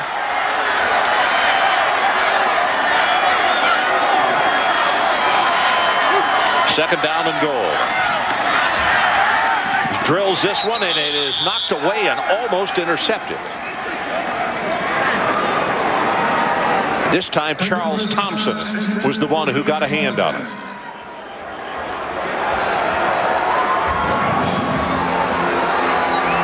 Well, you figure they get 2 downs here. Yeah, with the third down for sure. With the clock and the way things are going and Western's ability to eat up the clock. Last week, a huge goal line stand out of Georgia Southern helped win it by Western. Pressure. Going to have to dump this one off, and it's Trahan in the flat at the 5, and he's got to be stopped at the 3.5-yard line by Chandler. Now a decision by Tommy Tate. Do you take the field goal and go behind by 2 touchdowns, or there's a penalty flag here holding?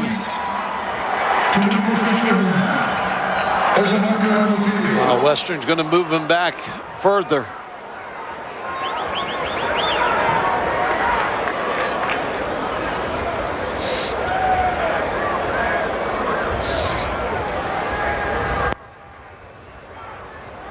Got to take it back.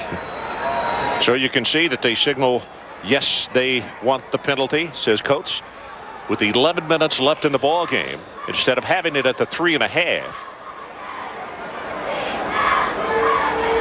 On the offense, it's a 10-yard penalty from the previous spot. Third down. So it pushes it back to the 20-yard line. Third down and goal.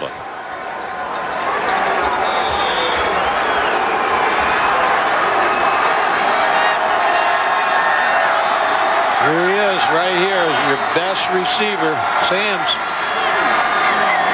From the shotgun. Going to throw it for the end zone. Sams overthrown. Got to take the field goal here now, Ron. Yeah, Marino is trotting out quickly. If nothing else, cut it to a 14-point lead. Well, they had Sams. They just couldn't get it to him.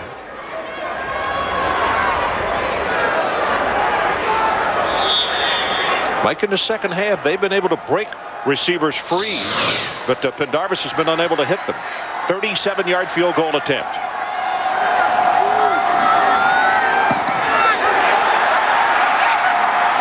Western got a big piece of it, and it's blocked. And the roar goes up across the way. Last week, a huge goal line stand against Georgia Southern. This is as good as that right here. We'll take a break. The ESPN.com players. Which cow will win best cow? Hear ye, hear ye. I cannot pick a winner. You didn't pick a cow? Gosh, Judge, how are you going to play six-pack on ESPN.com? What do you mean? To play, you pick the 6 pro football teams to win each weekend. If you're right, you get the chance to win great prizes. I declare ESPN.com to be the winner. Presented by Miller Lite. This holiday season, Honda's got great deals on new sport and utility ATVs. Qualified buyers can get $29 payments for the first 6 months with a Honda card, or lock in our lowest rate of the year, a 4.9% fixed APR through Honda Financial Services. Plus, you can get up to $300 in bonus bucks when you purchase select models. But hurry, gifts that go are going fast. Come in for the holidays and save at Honda of Lake Charles, 5607 Common Street, 477-4993. The #1 selling car line in Southwest Louisiana just got better, and Billy Navarre Honda is proud to introduce the most exciting new Accord ever. The all-new Accord has been totally redesigned. It's bigger, has more horsepower, and is the most luxurious Accord ever. Plus, the all-new Accord has been built for a 5-star safety rating. So come check out the all-new 2003 Honda Accord and find out why it's the best-selling car in Lake Charles 6 years and running. At Billy Navar Honda I-210 in Lake Charles. On the sideline, Charles Thompson and defensive friends, and they have had a big night. 10 minutes and 39 seconds left to go in this ball game, and Western, with the block of the field goal, takes it over to 20-yard line, and McNeese comes away with no points on that what looked as though was going to be fruitful drive.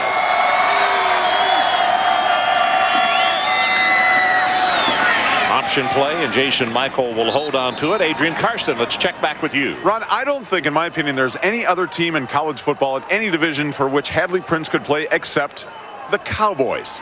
Here is why. They're playing for a national championship tonight, but he has been involved in a national championship, man. Look at these belt buckles. I could eat Sunday dinner off of these things. He's placed 4th. That's his highest placement ever. He's been calf roping, steer chasing, you name it. You know the sport a little bit better than I do ever since he was 3-4 years old. Well, we're going to take a look at some of his talents on horseback here in just a little while. Pitch back goes to the tailback, and a nice job of tripping Frazier up at the line of scrimmage. Adrian, back in high school, he not only was a star on the football field, but he was a rodeo state champion. He won the Louisiana High School Rodeo Championship in 1998. And look at him here on this bronc. Wow. And he placed 4th in the 1997 National High School Finals. And what's really interesting is when we visited with him on the phone the other day, he talked about and gave great examples of how it helps your strength, your agility, your balance, your toughness to have done rodeo. His dad was very good at it as well. Pass wide open over the middle, the tight end, and that is Rogers. And Coach Harbaugh just continues to pull more magic out of his sleeve. Good play calling, Ron. And a good play action pass to Frazier. Tight end Matt Rogers gets wide open, and Prince makes a tackle, and he's saying those Broncos are easier than picking up these toppers. If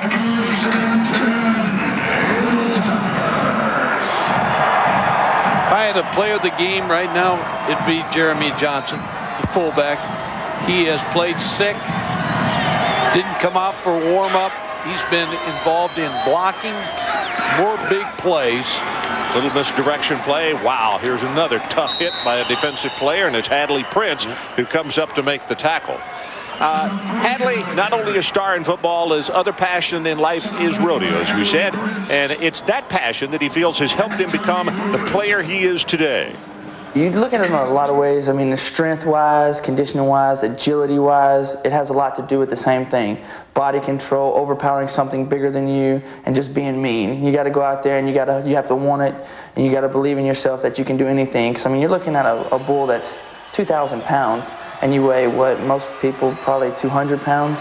So I mean, you're looking at 10 times bigger than you. So I mean, what do? You have to have a lot of heart and go out there and play well with the biggest and the baddest, and see what happens, and never give up. Well, all of those things are his motto. He was player of the year in his conference. And what does he want to be? Well, being around rodeo all his life, he wants to be a vet. And is going to take the proper test at the end of the school year. And that is his goal. That's what he seeks. 17 straight years, a member of his family had been in the rodeo finals of some category. As we said, his dad very, very good at rodeo as well.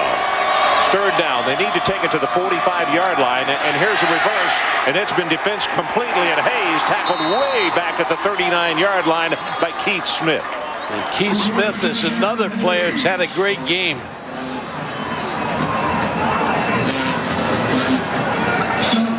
He was right there on the reverse. So let's see if Western will kick the ball to Sams, as he is the deep man. The last couple of punts by Claiborne have not been exactly what he was looking for.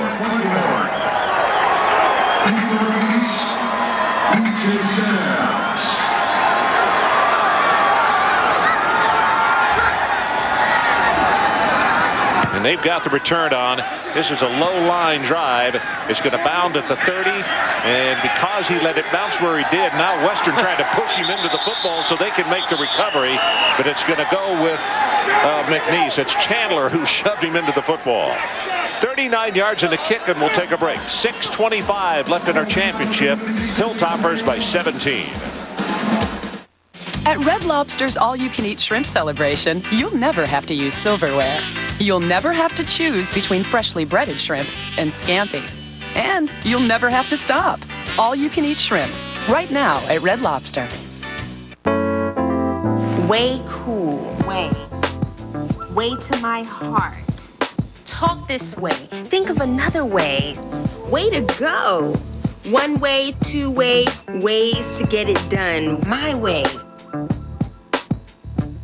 For the highway. Do you know the way? See the world in a beautiful way and see the Milky Way. By the way, I can do all this with Gateway, a better way. Now back to the Capital One All-America Mascot Pageant. Our talented mascots perform a musical tribute. On the set! Hey, Doug, crank it up, will you? 30. Don't miss Capital One Bowl Week on ESPN.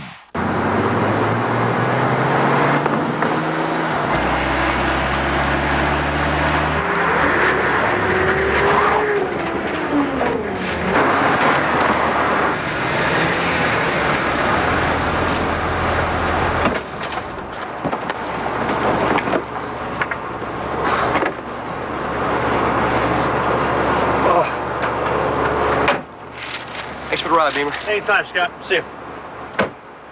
Coming up after college football, it's ESPN2's Friday Night Fights from Miami. Hi, everybody. This is Bob Papa. In our main event, former world champion Yoel Casamayor squares off against Yanni Vargas. Now back to the 1AA championship game with Ron Franklin and Mike Godfrey. So the smiles getting a little bit bigger over on the Western side because now we are beyond the midway point of this national championship game for the 1AA title. 6 minutes, 25 seconds left. Pendarvis from the shotgun. That's Prim out in the flat. He's got a lot of running room. It's a 25 at the 30. He'll pick up the first down, and they say his knee touched at the 33 as Kincaid made the stop. Ron, we were talking earlier about the Hilltoppers' great football tradition. Nick Dennis started it. Jimmy Fikes, a former quarterback for Western, was a great coach for them. And, of course, Jack Harbaugh has taken it now to a next level. Jack coming out on the field right now to check on his injured player. Brian Lauder, I believe. Yep, Brian Lauder.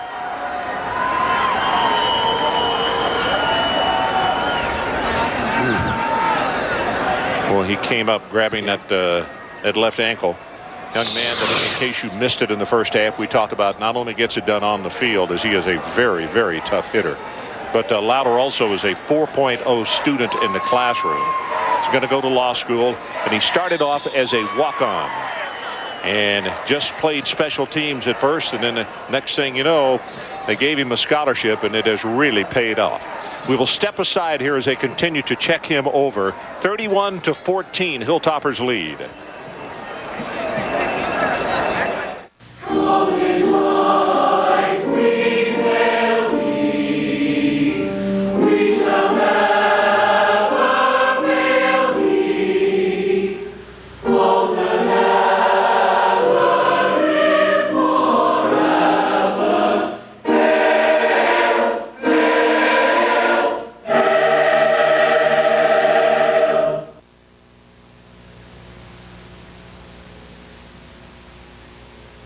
Try to use a bank or broker to refinance your home? That's why we started eLoan. It's a better way to refinance. Needless paperwork? Gone. Lender fees? Gone. Waiting for a decision? Ours takes minutes. At eLoan, we believe everyone is entitled to the right loan at the lowest possible rate, based on your credit, not your negotiating skills. You get your cash fast, at a great rate. A bank shouldn't come between you and your money. That's why there's eLoan. Apply now at eLoan.com or call 1-800-ELOAN22. This weekend, ESPN's got a double dose of NFL Countdown. Think about that. That's amazing. First, watch a special Saturday edition as the gang previews the day's NFL matchups, including what could be Emmitt's last run in Dallas. Then Sunday at 11, we've got intrigue in Denver, a Roadrunner in Indy, and Superman in Tennessee. When is this going to stop? Not until we clear up the AFC playoff picture. Sunday NFL Countdown, a special Saturday edition at 11:30, and Sunday at 11 on ESPN. Hi, everybody. Friday Night Fights coming up right after the game. Max, Joel Casamayor in our main event tonight, one of the best in the world. Yeah, an elite fighter. If he's not the best fighter at junior lightweight, he's second, but he's way up there. The end-of-year awards as well on Friday Night Fights right after the game. Lauder being checked over on the sideline as we return, and the trainers are going to get a closer look at his ankle. Meanwhile, Antonio Thomas, a sophomore from Louisville, is checked in replacing him.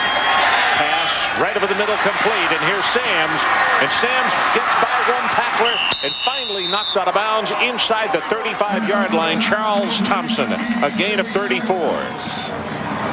Brought him across the middle on the route. See the feet of B.J. Sams over the middle, pass behind him, he reached back, made the catch. It shows you that great speed. Mike, there have been a lot of impressive players in this ball game tonight.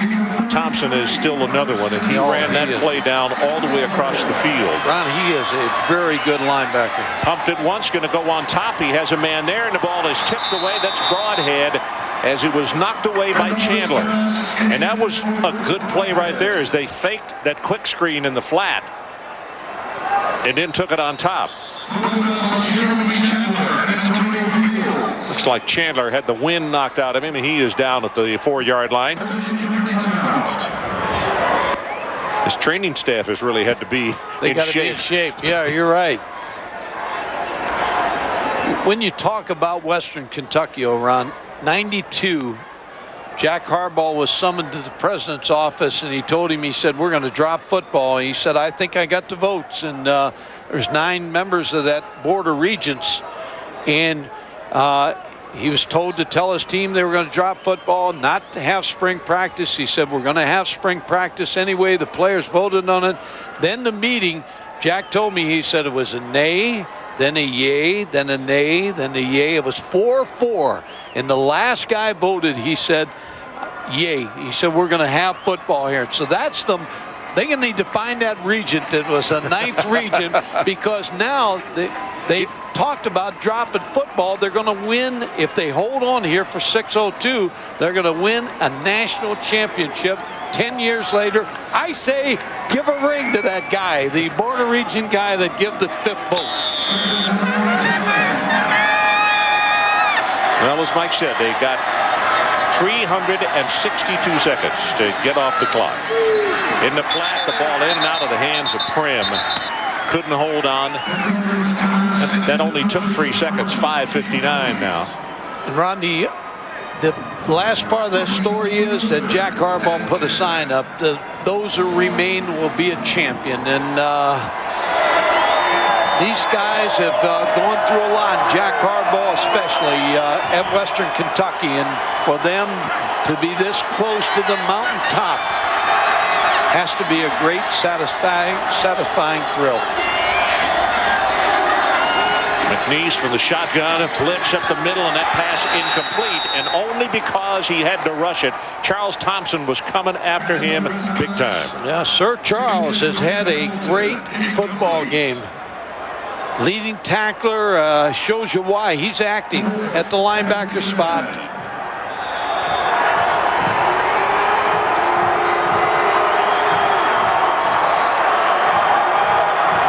Well, the big catchphrase at Western this year has been finish.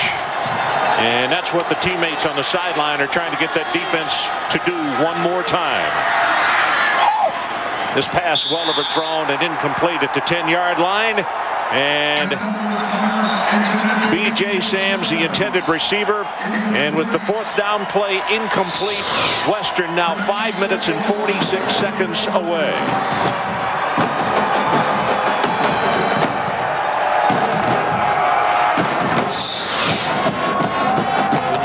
About national champions, I don't care what division you're in, you earn it.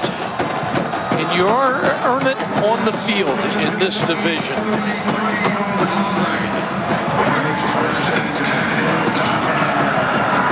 Frazier again operating at tailback.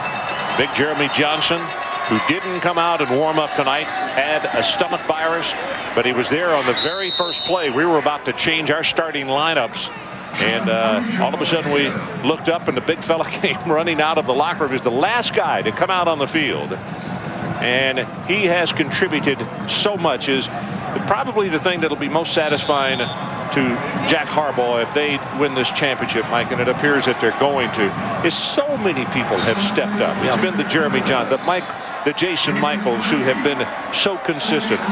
Key blocks by big Rufus Sanders. A lot of folks. And an outstanding night by John Frazier, the tailback. They give it to Frazier. He's met head on at the line of scrimmage. It's going to be a third down at about 5. Ron, there's no more deserving coach than Jack Harbaugh. Been coaching for 40 years. Michigan, Western Michigan, all over the place, and he's done a great job. He's a coach's guy. Well, at 63 years old, Jack Harbaugh is at a point in his life where he is able to look back and reflect upon his football career and also his life. I look back, and the lesson I learned through all those years is be patient, and not be impatient to get that next job, not be impatient to try to judge where you're going to be in the next 5 years. Judge where you're going to be in the next 5 days or where you're going to be in the next 5 minutes. I know I'm so much more comfortable with myself right now than I was in Kalamazoo many years ago.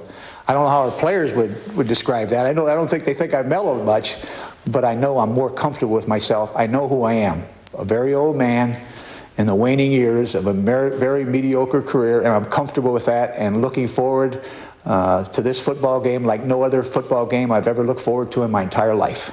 And you know, Mike, they did it the hard way because they got to play nothing at home, and they had to play at some difficult places. Georgia Southern, I watched that game and I thought, what an impressive football team, and the Hilltoppers just simply would not back off and would not give up.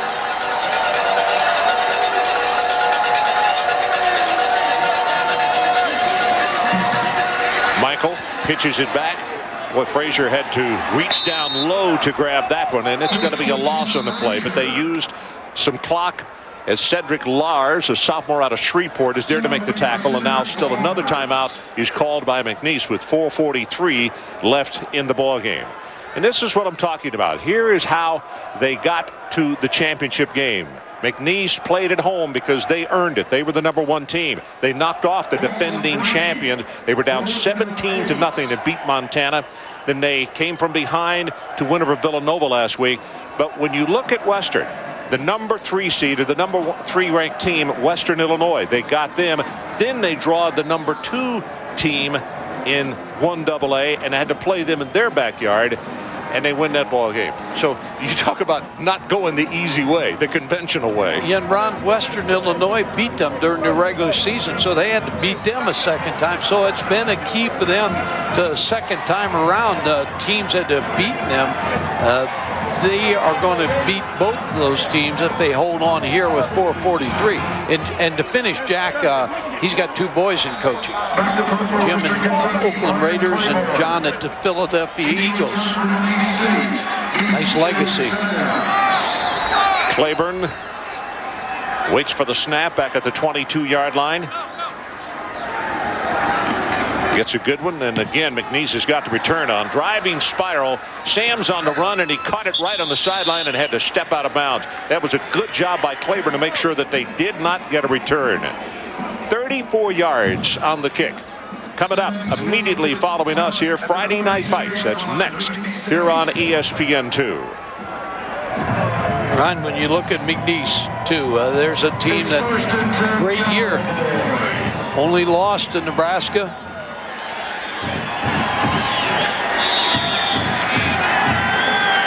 Corcoran comes in at quarterback, and he'll operate from the shotgun. Throws it back. It is intercepted by one of the linemen, Corey Shaw. And Shaw still fighting inside the 10 and down to the 9-yard line.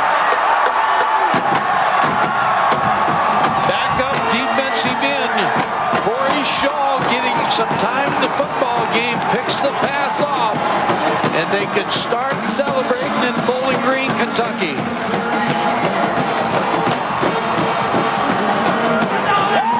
Might be a few Corvettes on the road up there. They should give Jack Harbaugh a Corvette.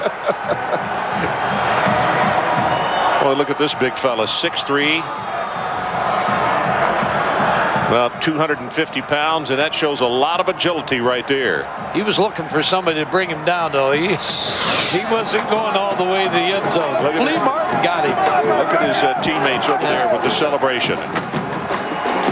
So the most important thing here is the clock, not scoring. And the pitch, and they take it right into the line, and a loss by Frazier as Zeno was there to make the stop.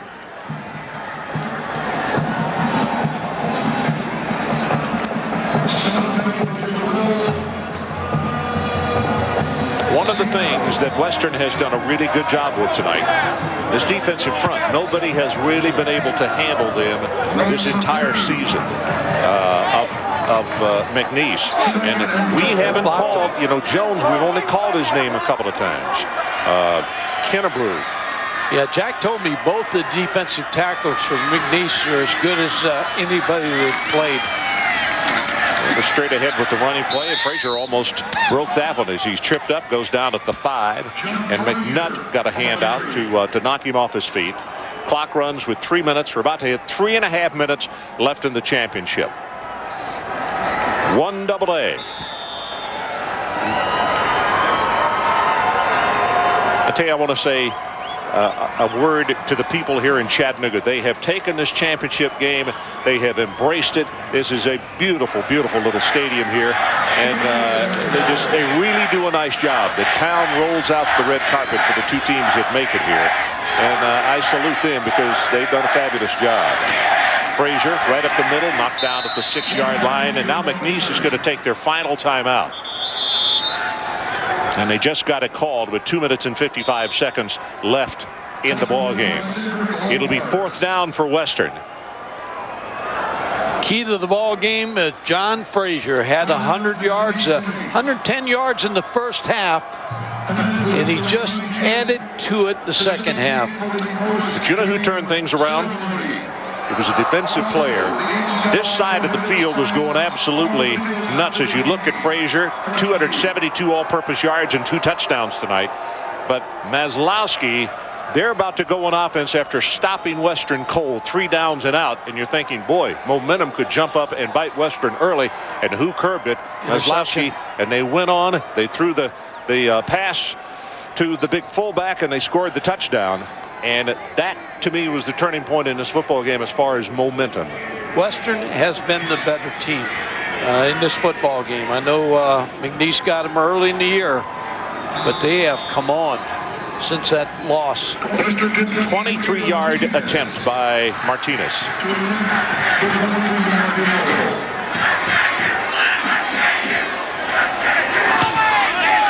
And he knocks it right down the middle.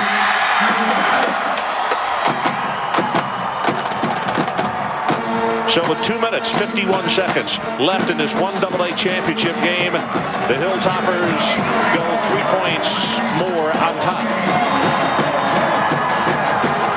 Coming up immediately following the 1AA championship, it is Friday Night Fights. Bob Papa and Teddy Atlas.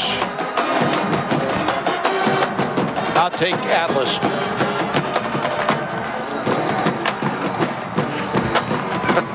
You know those are the announcers. No, I know that. I know. I just throw that out there.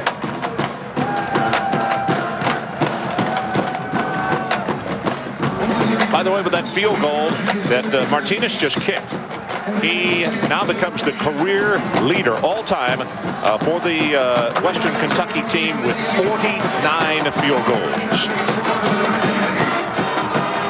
So everybody trying to get into the record books tonight. But the most important thing for Jack Harbaugh and his coaching staff is they're going to win a first national championship for their school.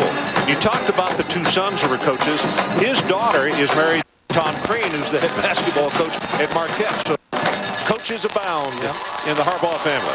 And he's from Crestline, Ohio, and they're very proud of Jack Harbaugh. Tears, Ron, it's a long year, and you get to the mountain, and then all of a sudden you can't get up. But there's another day, and you go back to work and see if you can get back in this game next year. Well, Tommy's done a great job down there, and that winning percentage being as high as it is not just happening. There will be more chances for McNeese, I can promise you. Too well coached not for it to happen. Ball goes in the ground and then recovered at the 28-yard line. And so now we got 2 minutes and 45 seconds left to play in the ball game with that 34-14 lead by Western. We talked about it at the opening. Team that got off to the best start was going to win this football game. Western did that. Scott Pendarvis has had a good football game, but just had some drop passes early in the game. They couldn't put things together, and they never got a big play against this defense. And you know, that's something as Trahan pops it through a big opening and takes it out to the 35. That's something that McNeese has been able to do in every ball game that they've won this year. They've got the big play, at least one, if not two, out of either Martin or out of Sams. And David Elson came up with a game plan tonight to keep them from getting those big plays. From the shotgun, Corcoran has that one complete, and that is to Broadhead at the 44-yard line. Don't you think they should give Jack Harbaugh a Corvette? I think Western Kentucky, I mean, you win a national championship. It's the only national championship you've ever won. Well, and for people that say, well, why do you just come up with Corvette? Because that's where the plant is. They got the plant right there, so it's easy for them. If you're listening, get that Corvette ready. Redwood. That ball is tipped, but Broadhead makes the reception. Now here's the trophy that is about to be presented for the 1AA football championship. That's as important as a Corvette, believe me. Well, he stops the clock with 1:44. What they're doing right now, Mike, they just put in a call to the accounting department, and they're going to let you know what your payments are going to be every month for that Corvette for Jack, because you're going to pay for it. They're not. Well, now here's what I want to see. Nobody has made a move as of yet, but no, he got the law. He's got the law on his side. I'll tell you what, that policeman better put on a raincoat. As the pass is thrown to Trahan out in the flat, and he'll take it inside the 45. Patrick Reynolds defensively. Here's what he told that policeman. You want your ring. You protect me from that Gatorade. They're going to get him anyway. This is going to happen. Yeah, they don't care if that policeman is there. Jack trying to pick up a screen there, moving among the players. And did he trap it or did he catch it? Osterlund, he did make the reception.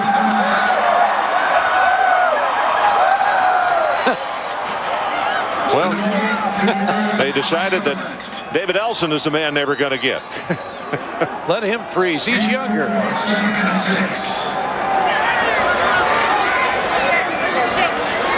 About to hit 60 seconds left in this championship game. The ball is tipped and knocked away on the second down play. That's John Drummond.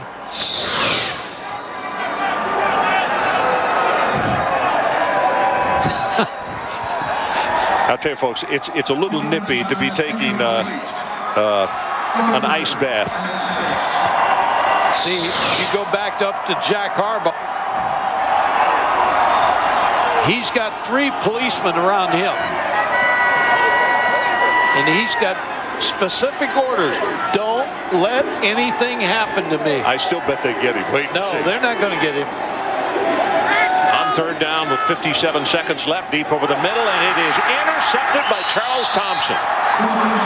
Boy, that just puts a period on a truly good game by that sophomore out of Louisville, Kentucky.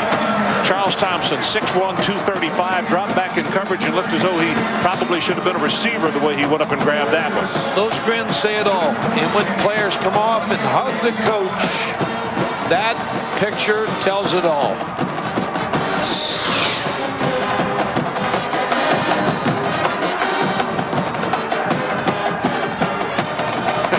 Well, they know that with that, the headsets come off, and David Elson says, come here just the way we worked on it, and you got the interception.